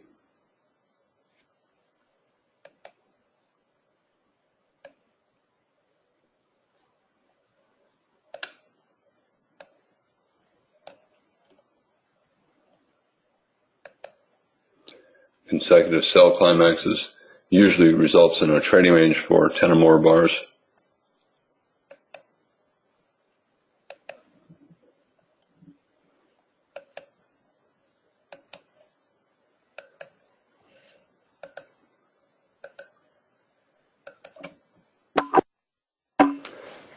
Always in bears, I would get out. We might get one more small leg down, but there's probably not much left after this much selling. And the biggest bear breakout about more than 20 bars into the trend, usually an exhaustive end of the trend. Breakout pullback short, but probably sideways for 10 or more bars and very little left down.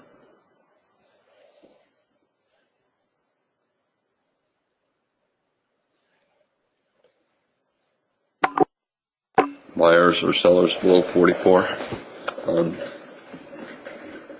There probably are buyers below, but this is down so surprisingly strongly that I'm hesitant to do anything.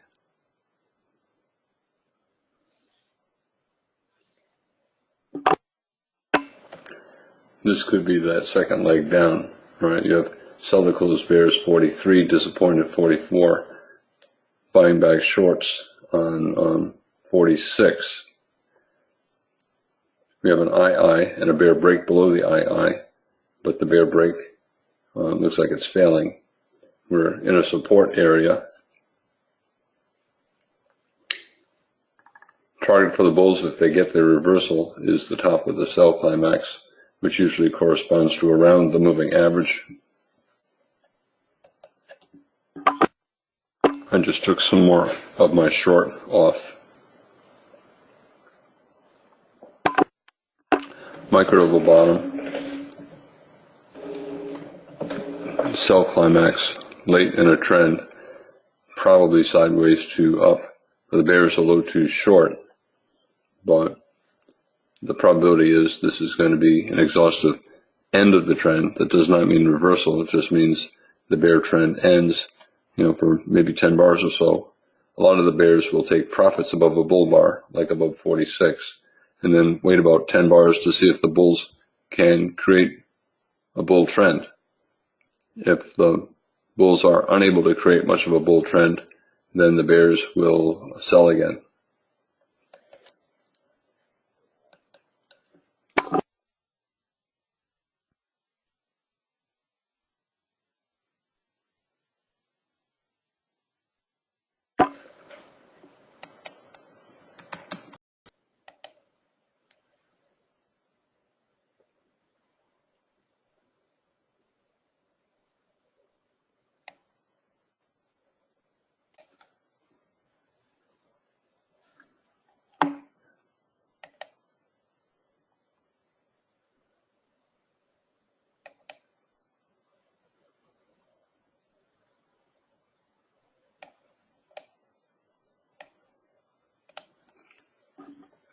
Bears low too short, but extreme sell climax. So if you take a sell below 46, it's probably going to be a scalp. It's probably not going to go down far. The bears theoretically are still short. It has not gone above a bull bar, but I would get out above 46. Aggressive bulls could take a chance buying above 46, but it's unlikely to go straight up. It probably will be confusing, and if the bulls do get up here, they probably will. It'll probably do it in a channel with lots of pullbacks, or at least one or two pullbacks. You can see consecutive sell climaxes usually do not go straight up. Usually it tries to resume down,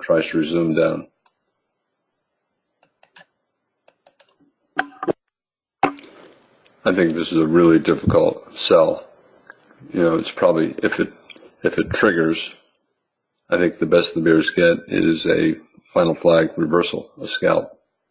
So selling below 46 or 47 probably will not go down very far.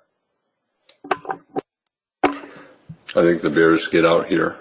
You can call it a triangle, 3 pushes down, 1, 2, 3 on a smaller time frame. But to me, the main thing is we have the strongest sell climax occurring 20 or more bars into a bear trend. Usually it's an exhaustive move that leads to a test of the top of the most recent sell climax. So I would get out of shorts above 46. And for the bulls, it's a buy, higher probability to wait to see if we reverse up strongly. But even if we do go up, it's probably not going to go straight up. It'll probably go up and then bad follow through, up and bad follow through. You can see how it's hesitating right at the top of that bull bar, because traders know a lot of the bears will give up there, and they're trying to prevent it from getting above. They were able to prevent it from getting above here and then here. I think they will not be able to do it here. Okay, it just went above.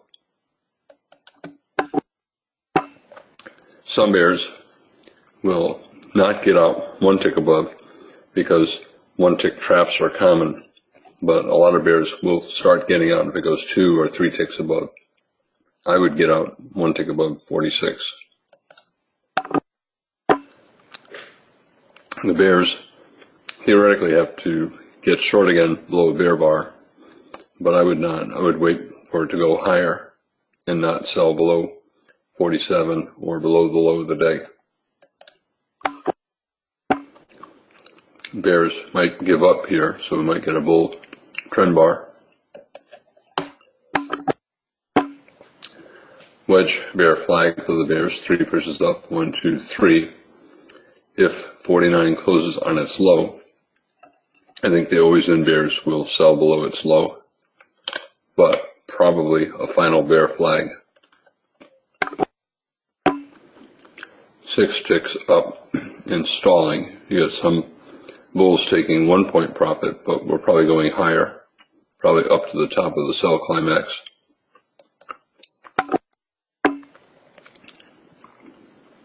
I bought and I had a limit order to take part off at 2 points, and it filled my limit order, even though we're only 9 ticks up and not 10 ticks up. I think that increases the chances that we'll go at least a little higher. For the bears, a 20 gap bar short. But like I said, this is probably an exhaustion gap. The gap between these highs and those lows. And we're close to closing the gap, and I think we probably will. I did not think we would just go up strongly. I thought we would go up in a bull leg in a trading range. Channel very tight. Look at the 15-minute chart. Does this look like a major reversal after 8 consecutive bear bars? No, it's a minor reversal, and therefore the best the bulls probably get is a trading range over the next few bars, the next hour or so. That means the 5-minute chart is probably in a bull leg and developing trading range. The market often goes sideways between 10:30 and 11:30. I still think we're going up to the 41 high. Probably trading range. For the bears, a wedge bear flag at the moving average, 20 gap hour short. But this is probably the start of a trading range, and probably buyers below 60. I would miss 50. I would not take the sell. This is probably the final flag, and if the bulls get a reversal up, they'll buy it again. And I did not sell this. I'll look to buy a reversal up if we get one. I took off a lot of my shorts today, up here and down here, since I think we're probably beginning the correction on the daily chart. I'll use every rally to put shorts back on the daily chart.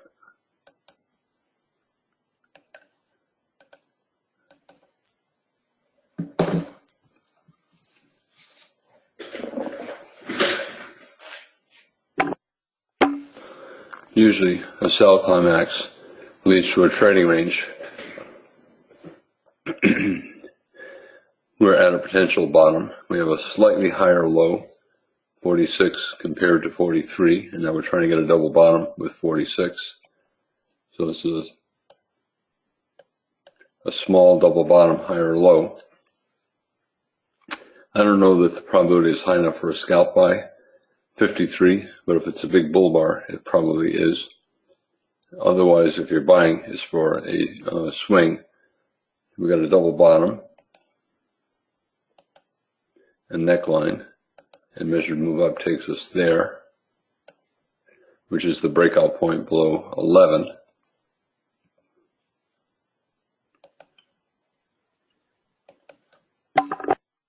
Not a strong buy signal bar. It's still a minor reversal. It's only 3 bars down. That's usually not enough for a major reversal. So even if we rally above 50, it's still probably going to be a lower high. We may not have enough time today to go back down, but it's still probably a minor high. You know, why is 53 not a big bull bar closing on its high? It's because the bulls are unable to make it a big bull bar closing on its high. And therefore, it's not a great looking buy. So it's not high enough probability for a scalp. Okay, swing. For the bears, they have a wedge bear flag. And this is the first leg down. They want to pull back and then a second leg down. However, I did not sell and I did not buy 53. Although I think this is probably a final flag and I'd like to buy. I was hoping 53 would look better.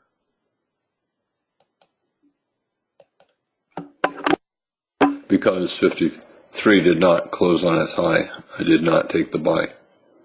For the bears, they're hoping for a bear flag. We're in a tight trading range for about 10 bars, so stop entry is not so good. It's still a bear flag. It's still always in short.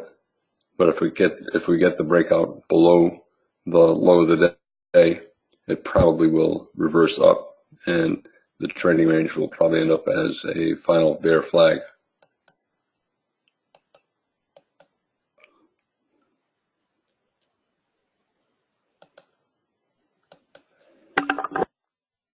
Still always in short. Still a bear flag below the moving average.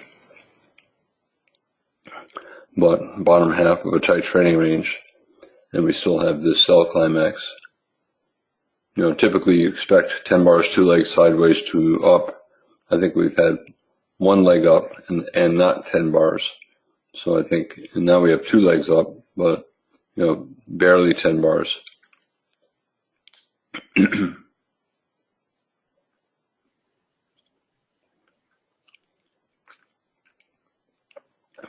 Selling with a stop at the bottom of a tight trading range, even in a bear trend, is not a high probability sell. So I'll probably wait. Even though it does not look like a triangle, I always refer to a tight trading range with 3 pushes down as a triangle. So we have 1 reversal up, 2 reversals up, 3 trying to reverse up. It's still a double bottom, higher low, reversal in a tight trading range, and once it gets to about 10 bars, it often leads to a major reversal, and therefore it's a swing buy above 56.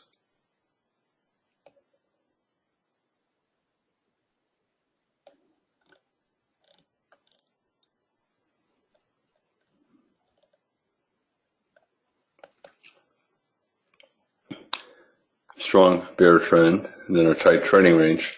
Within the tight trading range, there's a higher low that formed a double bottom, and it resulted in a reversal up. So this is the kind of thing that the bulls are hoping to get here. I think there's at least a 40% chance of them getting it if 56 is a bull bar closing near its high. So it's an okay swing buy, looking for a break above the neckline of the double bottom. This is slightly higher low, so it's a double bottom, higher low. To call it a major trend reversal, I don't know, it's not a lot of bars, so it might not be major, certainly not major on the 15-minute chart. But on the 5-minute chart, it might go up high enough, it might go up to the top of this tight trading range. Remember earlier I said this could be a trending trading range day, that this is a trading range and a breakout. And we tried to get a range here, it failed. And now we got a lower range here, and it may extend up to the top of this range, and then this whole thing becomes the lower range.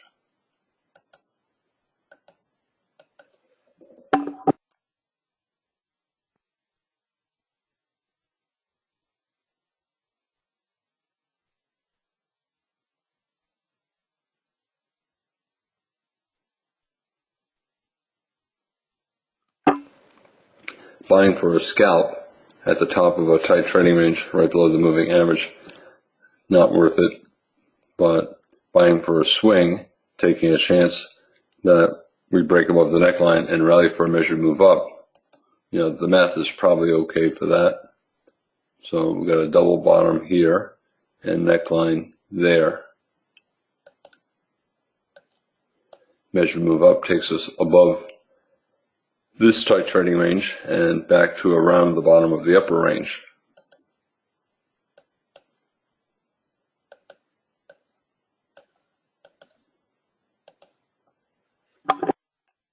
With the double bottom, what do? Do you sell this type of a small head and shoulders top, left shoulder head, right shoulder? But selling the breakout, I don't know. This is probably going to end up as the final bear flag.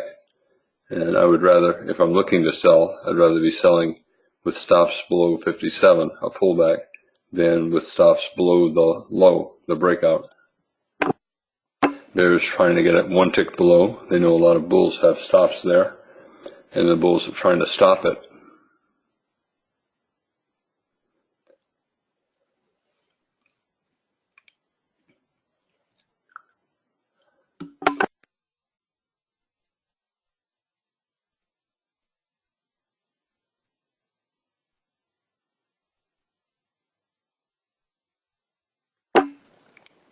It's really interesting how on the weekly chart we rallied so much up from last week's close, and here we are all the way back down to last week's close.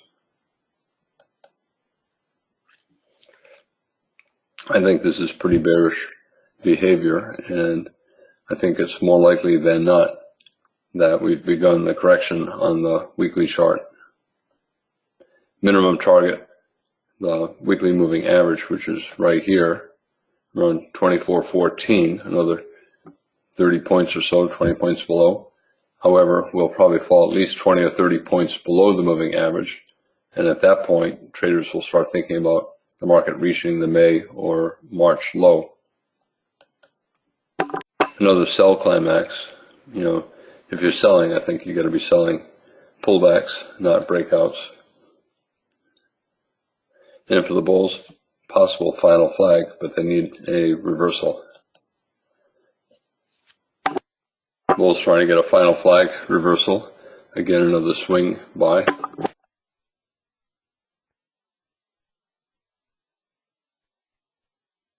And for the bears, it's a pullback from the breakout below a tight trading range We still have targets below the low of last week and the bottom of the gap on the daily chart.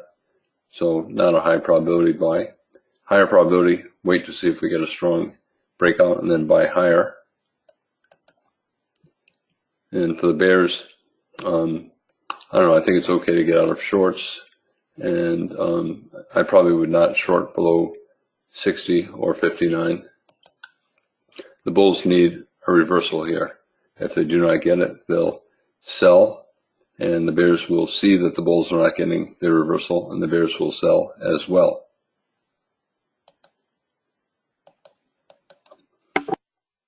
Reasonable candidate for a low of the day, a final flag reversal. I said that this climax might get a second leg down. 45 might have been the second leg, 53 might have been the second leg, 58 might be the second leg. The bulls probably will get out below 59 or even below 60 for that matter if it does not go up. They're betting on the bears giving up and buying back shorts and for a swing up for the rest of the day. A lot of times the market will get some kind of a reversal around 11:30 or 11:35. This is one bar too early. It's 11:25, so that makes it a little bit suspect. 15-minute chart, you can argue parabolic wedge, very tight channel, 3 pushes, 1, 2, 3. They do not yet have a decent bull reversal, but they might get it by the end of this bar. We have another minute and a half left. 60-minute chart, spike, pullback, very tight channel. Minor reversal, channel down, very tight. Bulls are still hoping for a higher or low, major trend reversal, bear trend, bull breakout, and a test of the low of the reversal.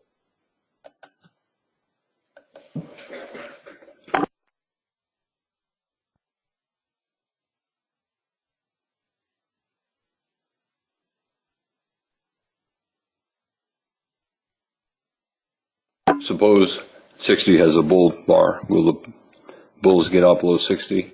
They might. They certainly would get out below 58. Some bulls would buy more below 58 because limit order bulls made money buying the 44 low and or 1 or 2 points lower. So this is probably beginning to transform from a bear trend into a trading range. And we don't know how high up the top of the trading range is. It might be all the way up here. This is an obvious magnet area. The bigger this is as a bull bar, the more likely we've begun a swing up. Sometimes a reversal comes from 2 or 3 smaller bars, like here we had 2 or 3 small bear bars, and then we had a give up bar 24.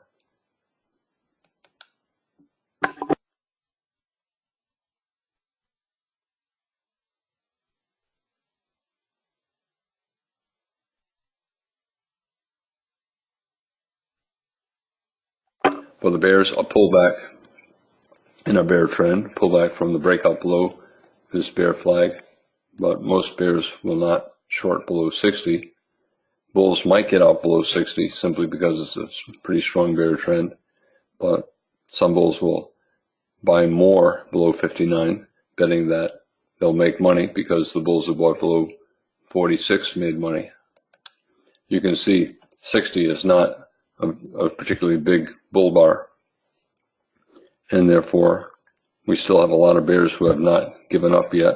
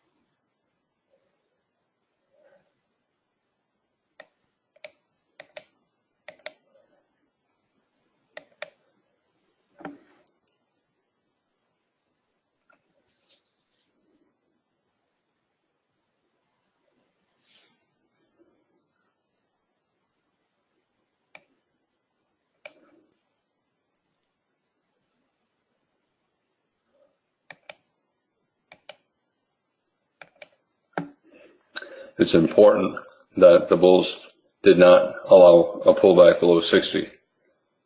So that means they stopped the bears. The bears are trying to get the bulls to get stopped out. And right now the bulls have stopped the bears. And that means the bears would rather sell higher than down here. And that increases the chances that the top of the trading range is higher up.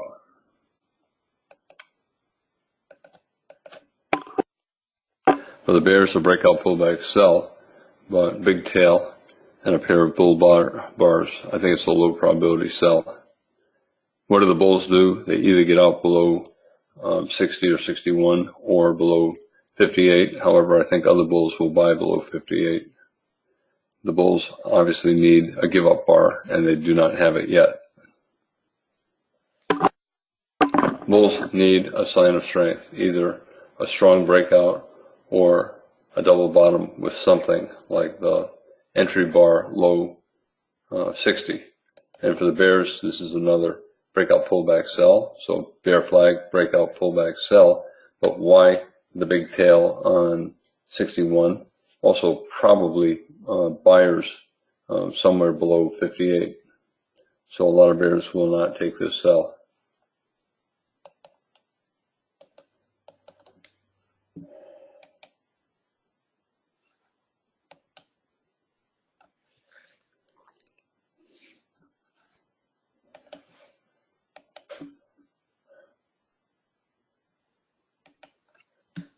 I think most traders know that there are probably buyers below the low of the day. This is a fairly common situation when traders believe there are buyers below the low of the day for a wedge bottom. A lot of times the third leg forms a higher low or a double bottom and does not make it all the way to a new low.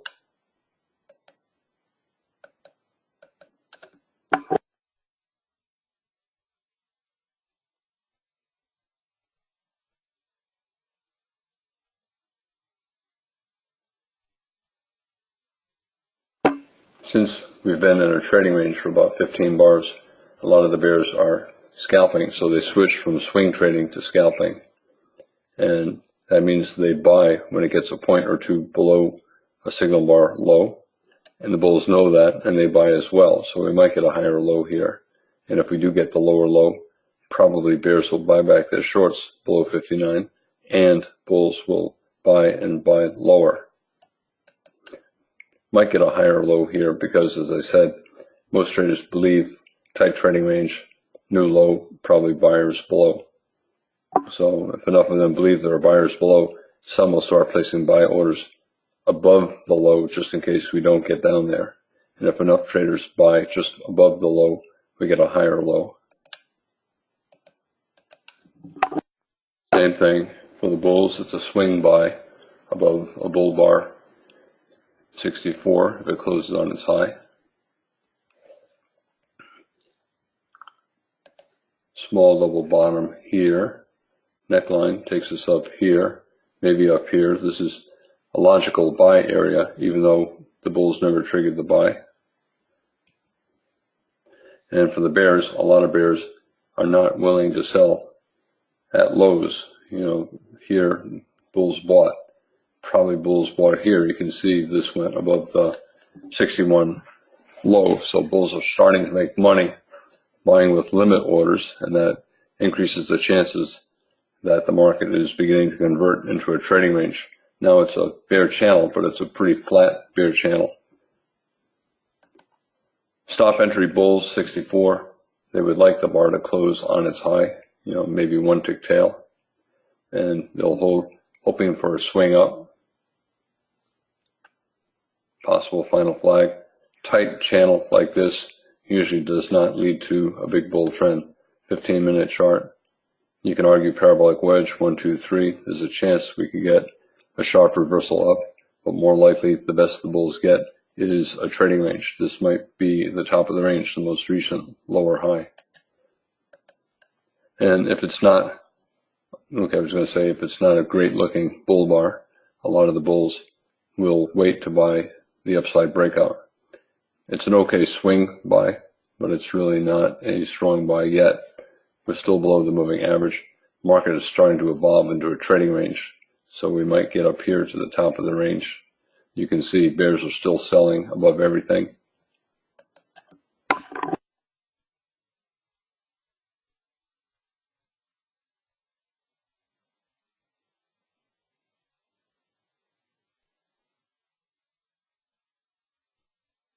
That's what I was talking about when I said the bulls really want to get a good buy signal bar. And because of that tail, a lot of the bulls did not buy, so not enough buyers to make it break strongly to the upside. And the bears saw the weak buy signal bar and they sold. However, I think we're probably near the bottom of a trading range and we're probably not going much lower. So it's not a great sell, especially above a bull bar.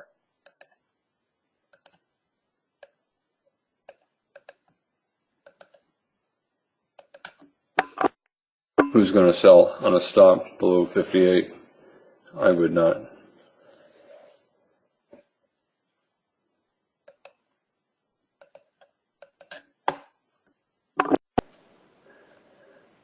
No sign of a bottom. Looks like the bulls who bought 58 scalped out small, trying to get down to the low of last week and trying to close that gap on the daily chart over here.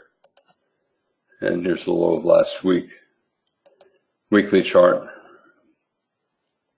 Really a remarkable week. We retraced much of last week's big outside down week, and now we're back at last week's low. So to me, this is looking really good for the bears.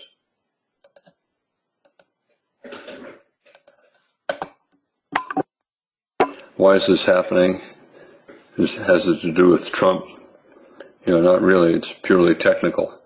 We have an exceptional buy climax, market deciding how far is too far, and it looks like it has decided that this is too far.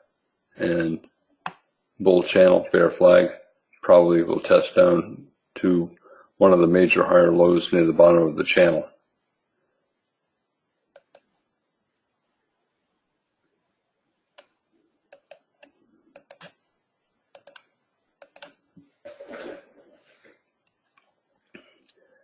I drew a measured move based upon the height of this double top, but the market might be using a measured move based upon the height of the initial range. When you have a strong trend day, a lot of times it just keeps going down until every possible target has been hit.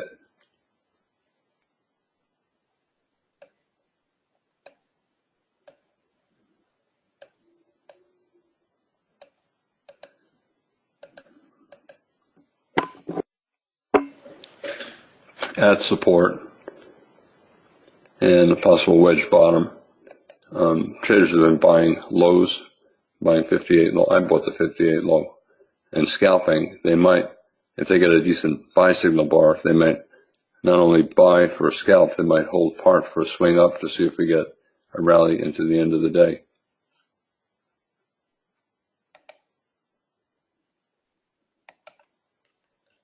Not a great looking buy signal bar. A one tick doji after a 2-point tall bear bar. While it's possible this could lead to a swing up, it's not strong enough to make a lot of bulls take the buy. A lot of bulls will wait to see if we start to reverse up and then buy higher. Or you also have the bulls who are buying at the lows, the 58 low, and buying more 1 point lower and looking to scalp out. I think traders do not want to sell the low, but I think a lot of bulls are hesitant to buy even though we're at support.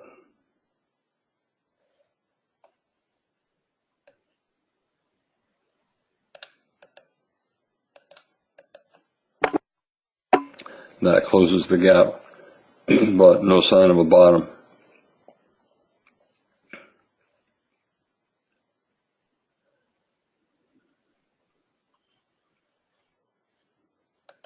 Weekly chart back below the low of last week, despite a huge rally earlier this week. Daily chart, lower high, major trend reversal. You can say it's minor because not enough bars but the context I think is very good for a move down here. So the correction probably will be about 150 points. A long way to go. The bulls are hoping for a double bottom tomorrow, but I think it's more likely that we're going down here than it is that we're going up here.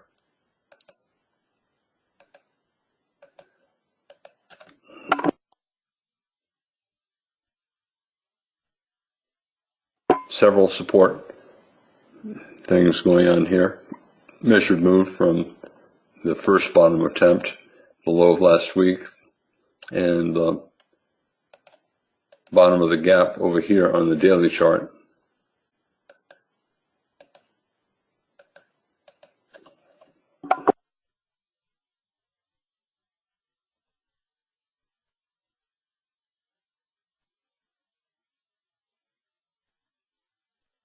Let me check my VXX. Wow, that's really good.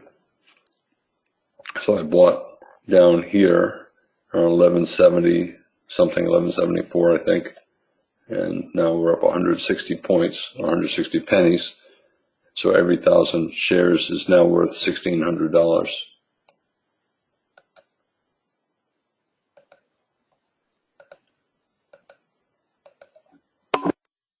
Probably too early for sell the close to make it to the end of the day, especially since this is so climactic.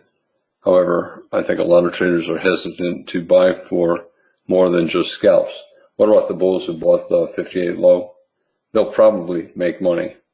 Will we get to the top of this channel? So spike, pullback channel. I don't know.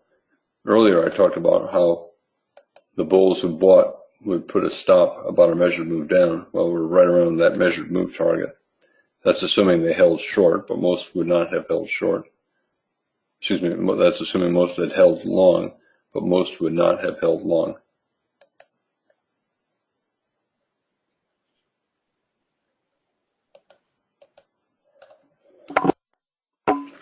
Volume is probably pretty big. Let me check. 27,000 contracts, 16,000, 21,000, 24,000. So good volume.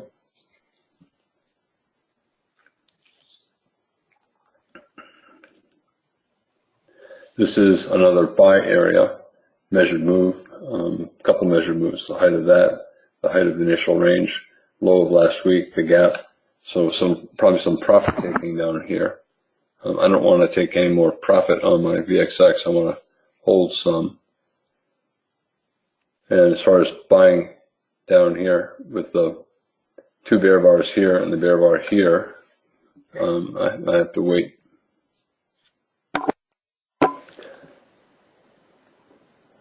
And take a look at some stocks. It's a weekly chart. Here's daily chart. Apple, small expanding triangle top. Alphabet, we have a double top. Amazon, it's not really a head and shoulders top. It's more of a reversal and a slight lower high. Facebook, a double top, lower high, major trend reversal. Microsoft, a slight lower high. Nvidia, possibly a higher high, major trend reversal. Netflix, just a big buy climax and an endless pullback. JP Morgan, higher high, major trend reversal and a big double top. Bank of America, a lower high, major trend reversal, bull trend, lower high. Exxon really getting killed. Exxon Mobil just collapsing.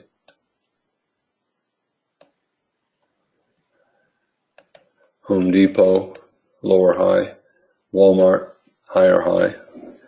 Macy's, I like Macy's, and I think it's a fun store, but the stock looks terrible. McDonald's has been very strong, holding up.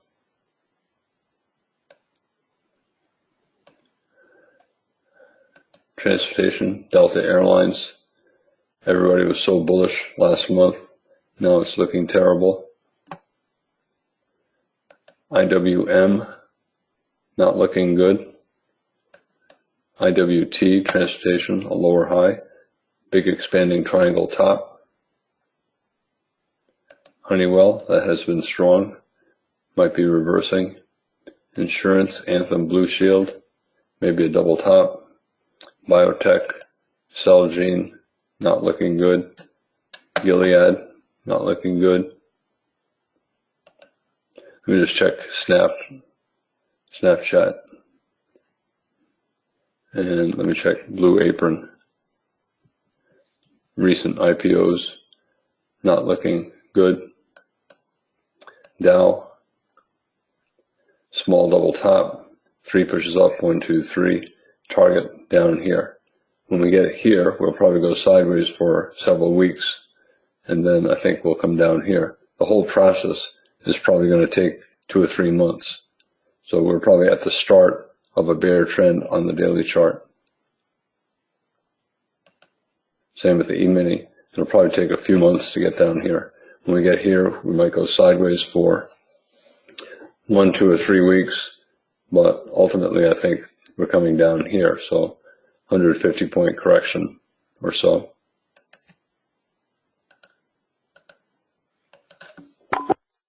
What do you do? I certainly would not sell. I think bears get out of shorts. We're at support, and this is climactic. And so bears get out of shorts above a bull bar, or maybe 4 ticks above a bear bar. In any case, I would get out of shorts. It looks like it's trying to reverse up. Probably not going to go down anymore today. You know, we're reversing up from every support thing that there is on the chart. That does not mean it goes up. It just means it's probably not going to go down. You know, so this is probably the end of the selling. It might get all the way back up here. So it's a parabolic sell climax. 15-minute chart. Tried to reverse up. Second time, third time. Parabolic sell climax. I would get out of shorts. It's usually better either to be buying below bars or above a bull bar. Above a bull bar is forcing traders to buy pretty high up in a very, very strong bear trend.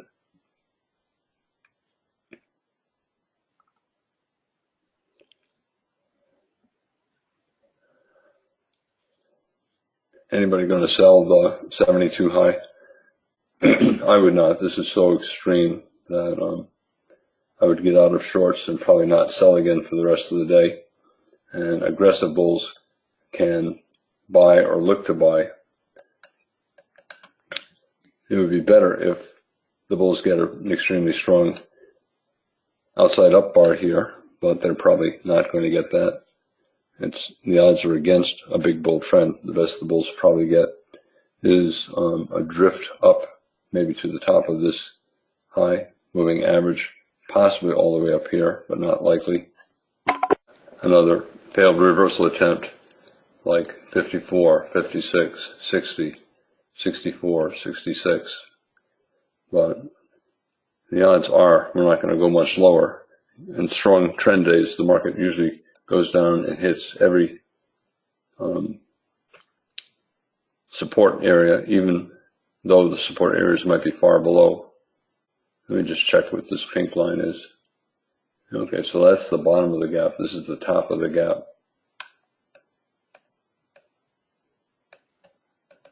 On the daily chart. So this is the top of that gap. This is the bottom of the gap.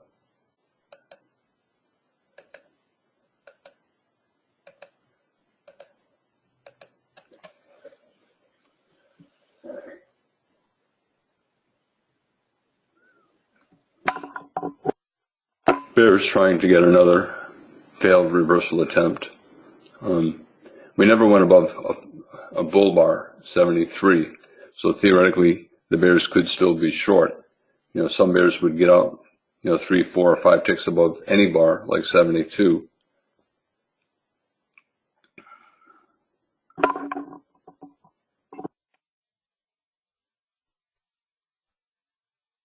I would not sell down here. This is just too climactic. And to buy, I would like to either buy with a limit order below bars. I would not buy below 74, or the stop order above a bull bar like 73, but you're running out of time looking for a swing up. Normally, if there's going to be a swing, it would start by 12:35 or so. Too many lines. Let me get rid of that one. What about limit order bulls buying 73? I'm probably not going to take any more trades today. I would be happy to buy a reversal up, but I needed to get above a bull bar, and the channel is so tight, so it's unlikely that we're going to go very far up. And it's so climactic that I'm not willing to sell with stops below bars. Whenever you get a sell climax day, most days have at least some profit taking at the end of the day. But to buy, I think the bulls need a very good bull bar, and so far they do not have it. And if they're buying, they're just taking a chance that we get a dramatic short covering at the end of the day, profit taking. It's more an issue of bears getting out than it is bulls getting in. If there's a bull body, I think the bears will get out. If it goes 4 or 5 ticks above a bear bar, they'll get out as well.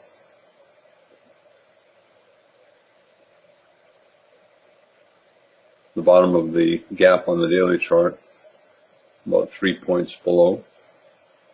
When you get really big bear days like this, they usually try to get every reasonable target, and the bottom of this gap is the next target.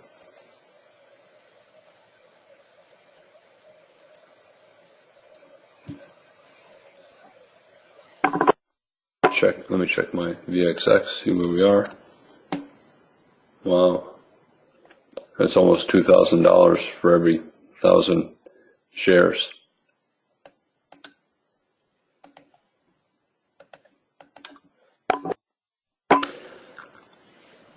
We have an obvious gap here, and it's possible that the market used the high of the day for a measured move down. It's always interesting to me how measured moves usually correspond to other targets.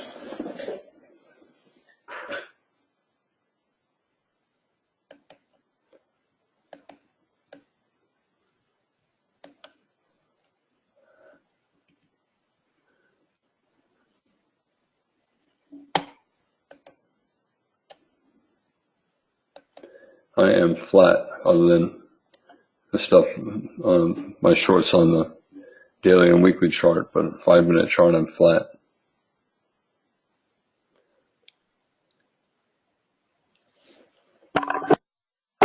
I think this is really interesting. We have the potential for a gap down tomorrow, and that would create a month-long island top, gap up and gap down. And we're just going to be thinking about a measured move, and that gets us near the targets.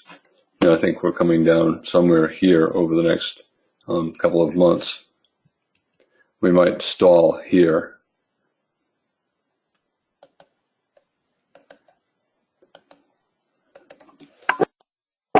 Bulls want a sharp reversal on profit taking from the bears, but end of the day, and not a particularly big bull bar. So I would wait. Just a second ago, I placed a buy stop order to buy above 77, and I just canceled it. So I'll wait for tomorrow. Not a strong enough bar relative to the 3 bear bars before. The bear bars are shrinking, and then we finally get a bull bar, but it's just down too strongly, and only a few bars left in the day.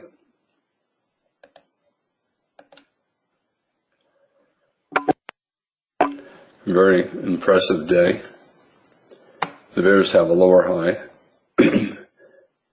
I said we get a second leg down after this sell climax and that we would not do this.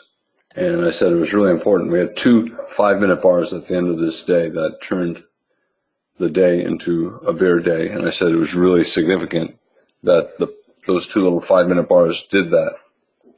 And then yesterday we had the bear body as well.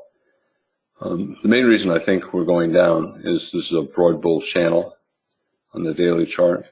So the spike pullback channel, and bull channels are bear flags, 75% chance you get a bear breakout. And then you try to test down to major higher lows here, here, or here.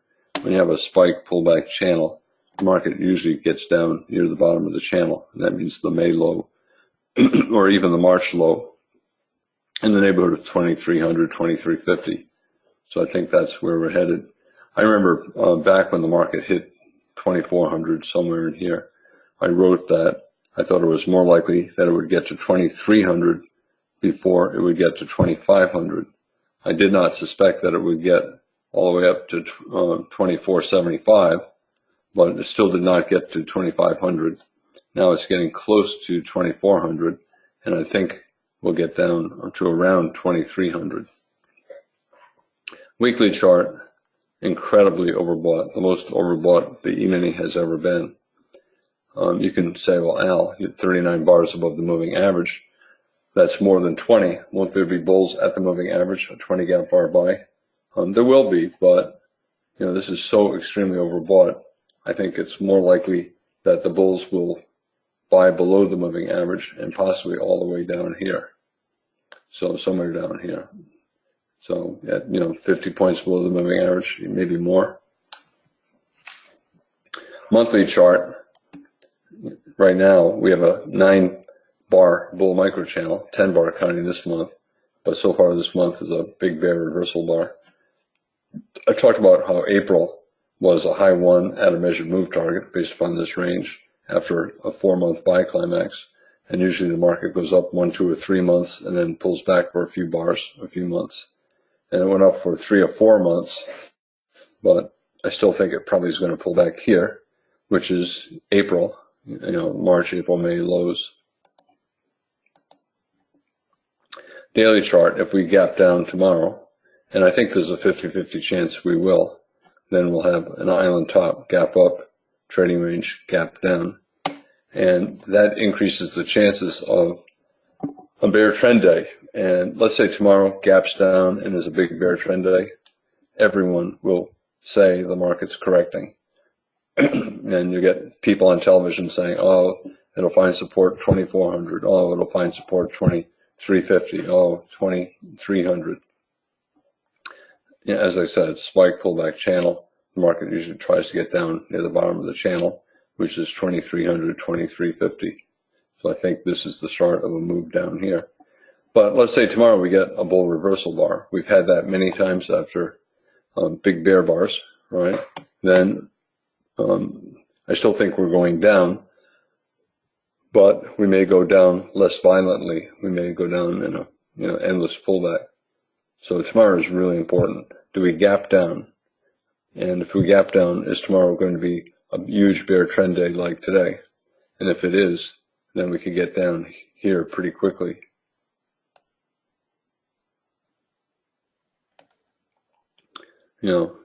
Just 2 days, the market fell a lot of points.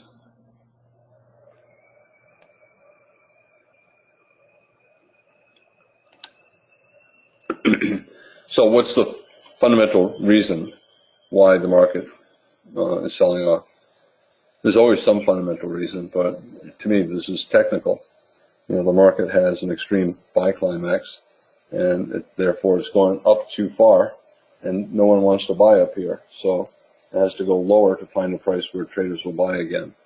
And obvious support is at the prior higher lows.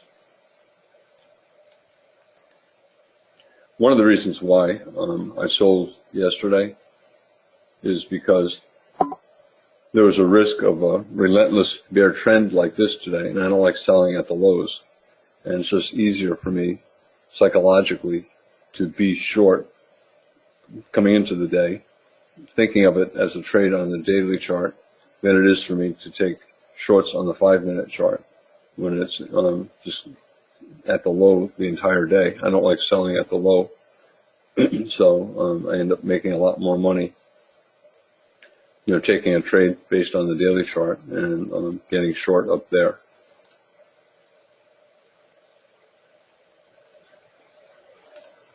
A lot of the days lately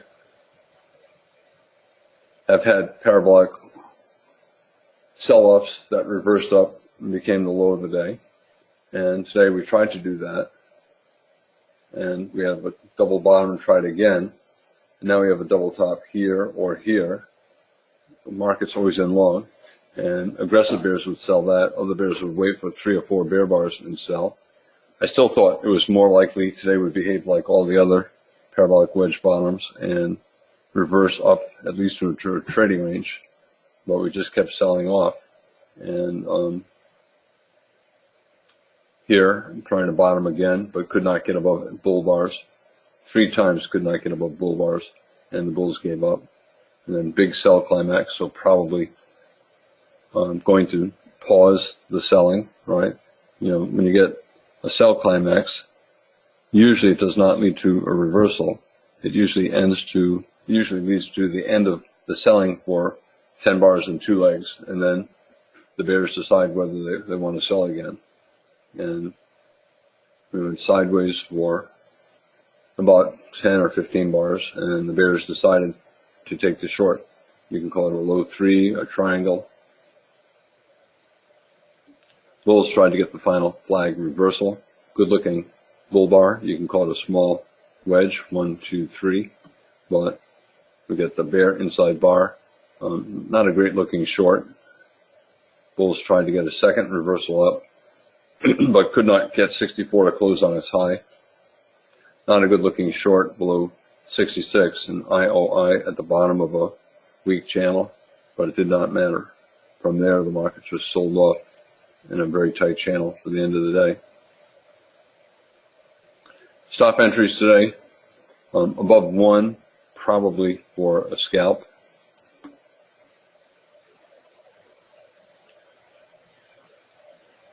I said that the 2-tick tail on the top of 1 weakened the case for the bulls, and it made it more likely that it would be a scalp rather than the low of the day.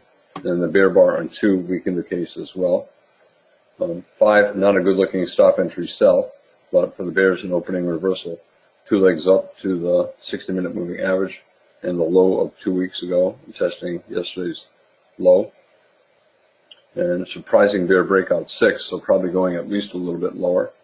Follow through 7, so always in short. I don't know how much lower we go. We might get a parabolic wedge bottom and a reversal up like we've had many times. And 2-bar reversal 12. This is a possible low of the day, a parabolic wedge reversal. I showed examples of that earlier today. And good reversal up on 13, but terrible follow through on 14. Probably buyers below and probably buyers below 11. And then micro double bottom for stop entry buy above 17. Possible low of the day. We have a parabolic wedge and we have a double bottom, but a deep pullback from the bull reversal makes a trading range more likely than a big bull trend. And then another pair of good bull bars on 1920, probably always in long. Second strong reversal up on the day, probably not going much lower. For the bears, a double top with 13, I think not a great short. And then 3 bear bars, and you have to be wondering, you shouldn't do that. Yesterday we had 2 bear bars and then a bull bar over here. And that was a sign that it was not going to be a reversal, that was going to be a bull flag. Here we got 3 bear bars and then 4 bear bars. I thought it was going to be one of those days where you just get repeated big legs and reversals, and then we started to break out below. Not a great looking short below 31, but it didn't matter. Bears got a climax. Not a good looking short below 35 or 36 or 39, but the market just kept selling off. Same thing, not a good looking short below 4, big sell climax.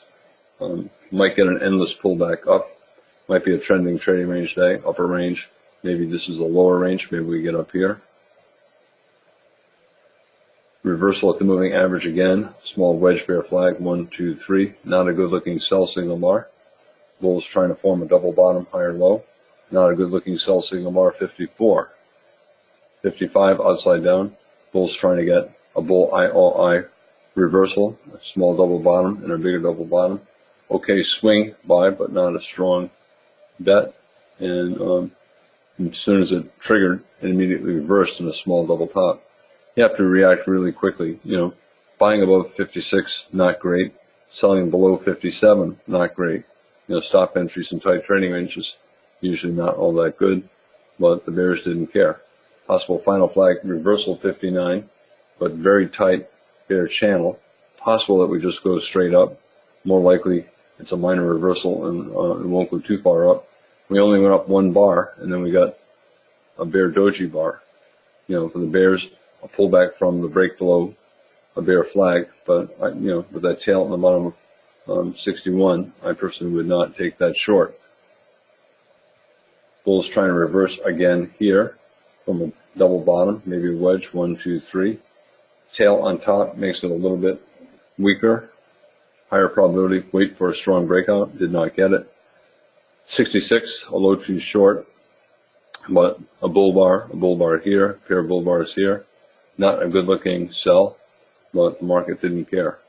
Just sold off relentlessly into the close. I think, this is low probability stop entry selling at the low of the day. Buy the close, sell the close. Was it buy the close up there on bar 4?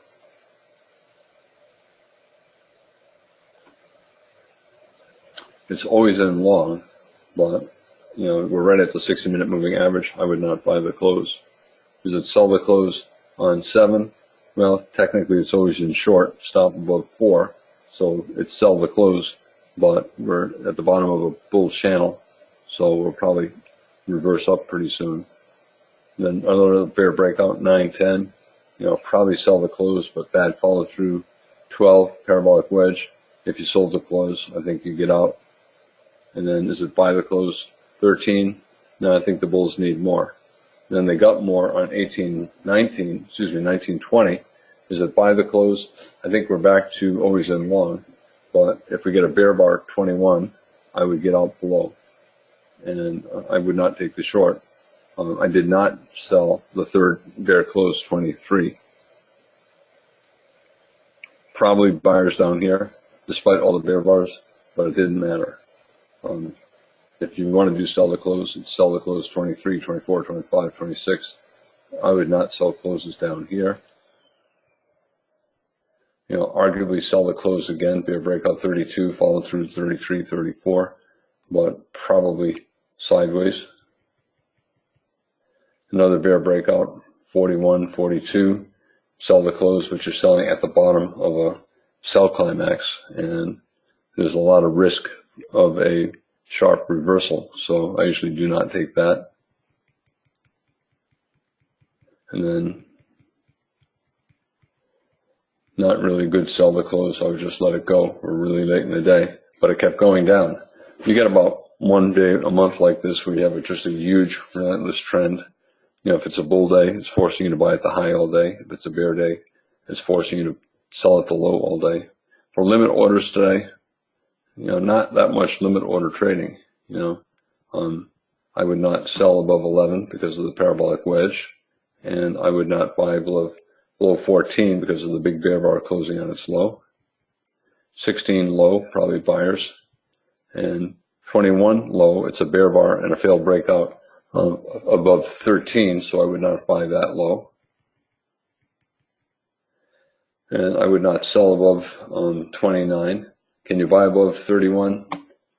If you do, you got a pretty tight stop, below 28, and you would have been stopped out. And then here, the bears could not sell with limit orders, and I did not buy with limit orders because I wanted to see a reversal up, and we did not get it. Sell above 45, I would not. Buy below 45, I would not.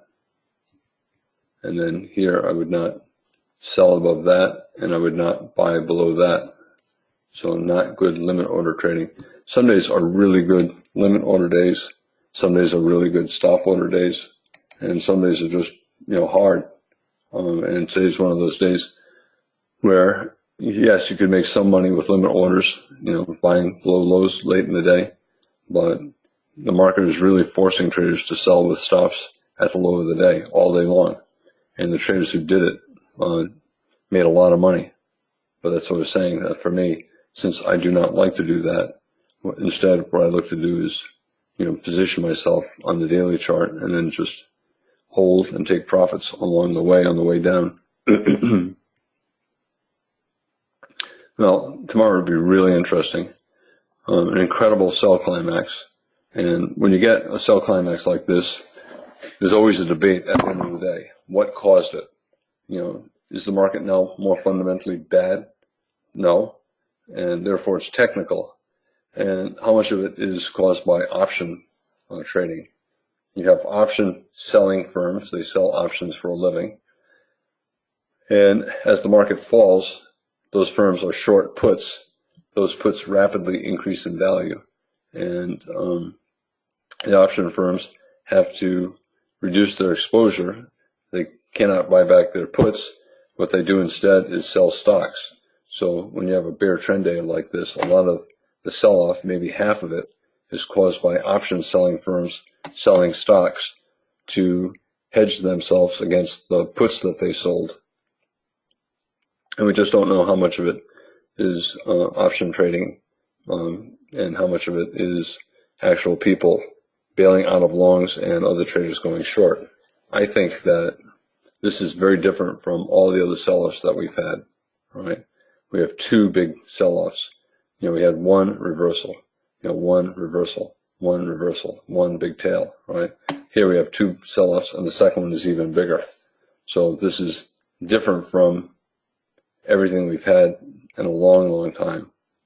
I think it's even more bearish than this. We have a second leg down, but it took a long time to go down, and it did not get very far. Will we get a big bear bar and then a bull reversal the next day? I don't know. I think we're going lower. I doubt that we'll do this. But tomorrow, I think the two key points are, will we gap below? And if we do gap below, will tomorrow be a big bear trend day? If we get both of those things, then I think everyone will believe that we've begun a 5% correction, and which is 100, 150 points.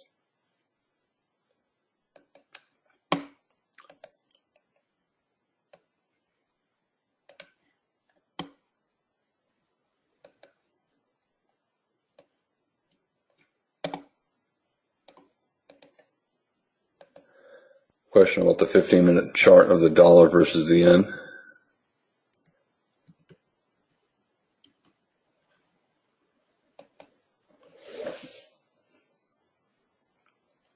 Okay, question about the close of the 945 bar. Okay, so we bought that close for a 20 pip scalp, scaled in 10 pips lower, risking 40 pips from the first entry. Was the channel too tight to buy for scalps? Okay, so he bought the close of the 945 bar right here, hoping that big down, big up, big confusion and a trading range, and then he bought more lower. Would I have bought that? I probably would not have bought that, because the bar here, big tail, not a very big bar, big tail again. So, and then the channel here is very tight. So I personally would not have taken the buy. I would have waited to see if we broke strongly to the upside, and then look to buy higher, or look to buy a pullback from the strong breakout. So for me, I personally would not have bought that. I would have just, I would not necessarily have sold, but I would be concerned that we have a big tail here, bull body's not all that big, failing at the moving average, and we're getting bear bars in a fairly tight channel. So I would wait to see if it goes sideways and forms some kind of a double bottom, or wait to see if it reverses up strongly.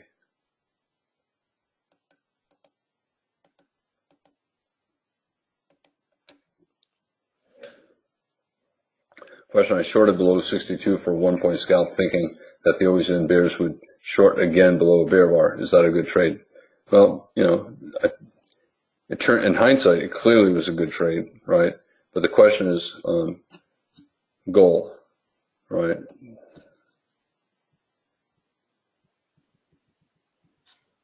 So right here, he shorted below 62 for a 1-point scalp, arguing that the always in bears, if they get up above 59, would have to sell again below 62. Had I done that, I would not have done it for a scalp. I would have done it for a swing, and I probably would have gotten out above 64, and I probably would not have sold below 66. But that's how I would have done it for a swing. And I don't like to sell at the low, so I would not have sold here in a sell climax. But what you did, at least in hindsight, it's a reasonably good trade. You know you're right. The market's still always in short, even with the reversal on 59. And therefore, the bears, if they get out above 59, which is reasonable, a potential final flag, they have to get short again below a bear bar, especially a strong bear bar, and that's 62. So then the question is scalp or swing. I don't know that the probability was good enough for a scalp. It's certainly okay for a swing, but the logic is good.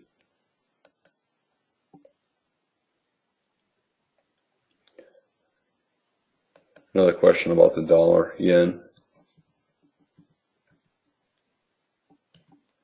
15-minute chart. Okay, I was unwilling to sell the 8 o'clock bear channel down due to the double bottom. He might be talking about Eastern time. I don't know. So it would be 11 o'clock. I was unwilling to sell the 8 a.m.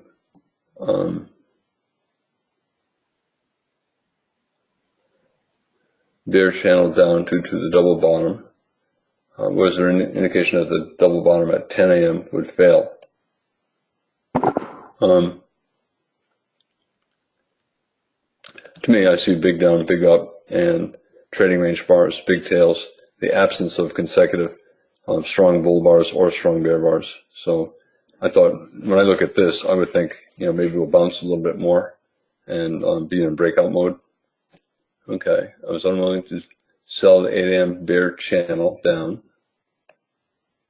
Okay, so here's the bear channel down. Was there any indication that the double bottom at 10 would fail? The only reason why it might fail is this channel is really tight. So, but not selling it, I think, is okay. It's not a strong bear trend. We have a strong reversal up here. Market's trying to reverse up, and it's forcing traders to sell on the low, and the bodies are pretty small. So I don't have any problem just letting it go, not trading it. It fell a lot of points, a lot of pips.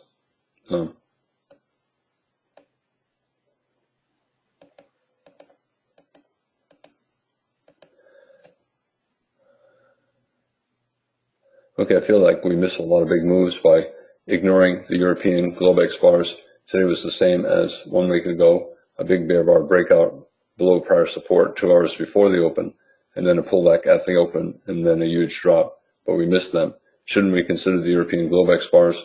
I made $10 profit today, but I feel like I lost thousands. I'm devastated. I have friends, the question about trading the Globex market comes up, pretty regularly. And I have friends who only trade the Globex chart. They ignore the day session chart. They just trade the Globex chart. And, I'm not sure that it was all that compelling. Okay, 2 hours before the open at 4:30, a bear breakout, double top bear flag, but lots of dojis. I think that's not a great looking sell. Market's trying to reverse up. So I'm not sure that anything is gained by trading the Globex session. I have one friend I traded with for years that, and he used to trade the Globex chart for the first 45 minutes or so of every day, the 5-minute Globex chart. And then he would switch to the day session chart. And the reason he switched to the day session chart is because in general, the trend lines are more reliable than on the Globex chart. But I have other friends who would just trade the Globex chart all day long. And I don't think it matters. Sometimes there are signals on one that are not on the other. And I think the reason I don't have any problem with somebody not selling any of this, because this is a low probability event. How often do you see a day that looks like this? It fell 30 points in a very tight bear channel with not much in terms of a pullback. These are days that come once a month.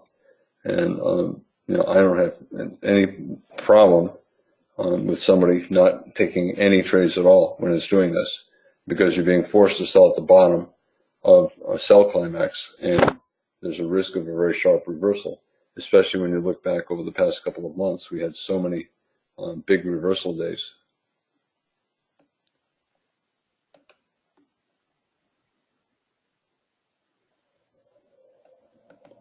We've had lots of days where the market sold off very strongly and then reversed up. And so what was likely today? Well, today was likely to be another reversal day. It tried repeatedly, and never succeeded.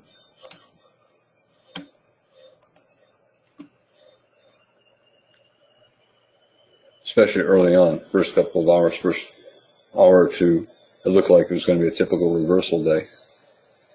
And then beyond that, you had to be shorting, for any reason, above bars, below bars, at the market, betting that we're going to be in a small pullback bear trend, which we ended up being in. But to me, it's a really low probability trade because of the daily chart. Look back, how many times over the past year have we had a bear day with a big follow-through bear day a few days later? 0. We've had lots of big bear days, but every one of them has had terrible follow-through, and that made today a low probability bet. Is today going to be different from all the other big bear days where there was no big follow-through? Probably not, but probably not doesn't mean definitely not, and today was one of those days that's different. Now, what does it mean to have it be different? It means that the market might be changing from a bull trend where the bears do not get a big follow-through day into a bear trend where probably the bears will get follow-through. And on television, if you've listened to traders, every time there's a big bear day, they say, oh, it's a buying opportunity, buy, right? But they, in the past, they've never had this. They've never had a second big bear day. So, today is a low probability event. However, it's important because it could be indicating that the market is changing from a bull trend into a bear trend on the daily chart. So because it's a rare day, a low probability day, not trading it is perfectly fine, because or missing a lot of the trading is perfectly fine, because betting that it's going to continue to sell off all day is a low probability bet. And if you are a trader who prefers higher probability trades, you're not going to get them.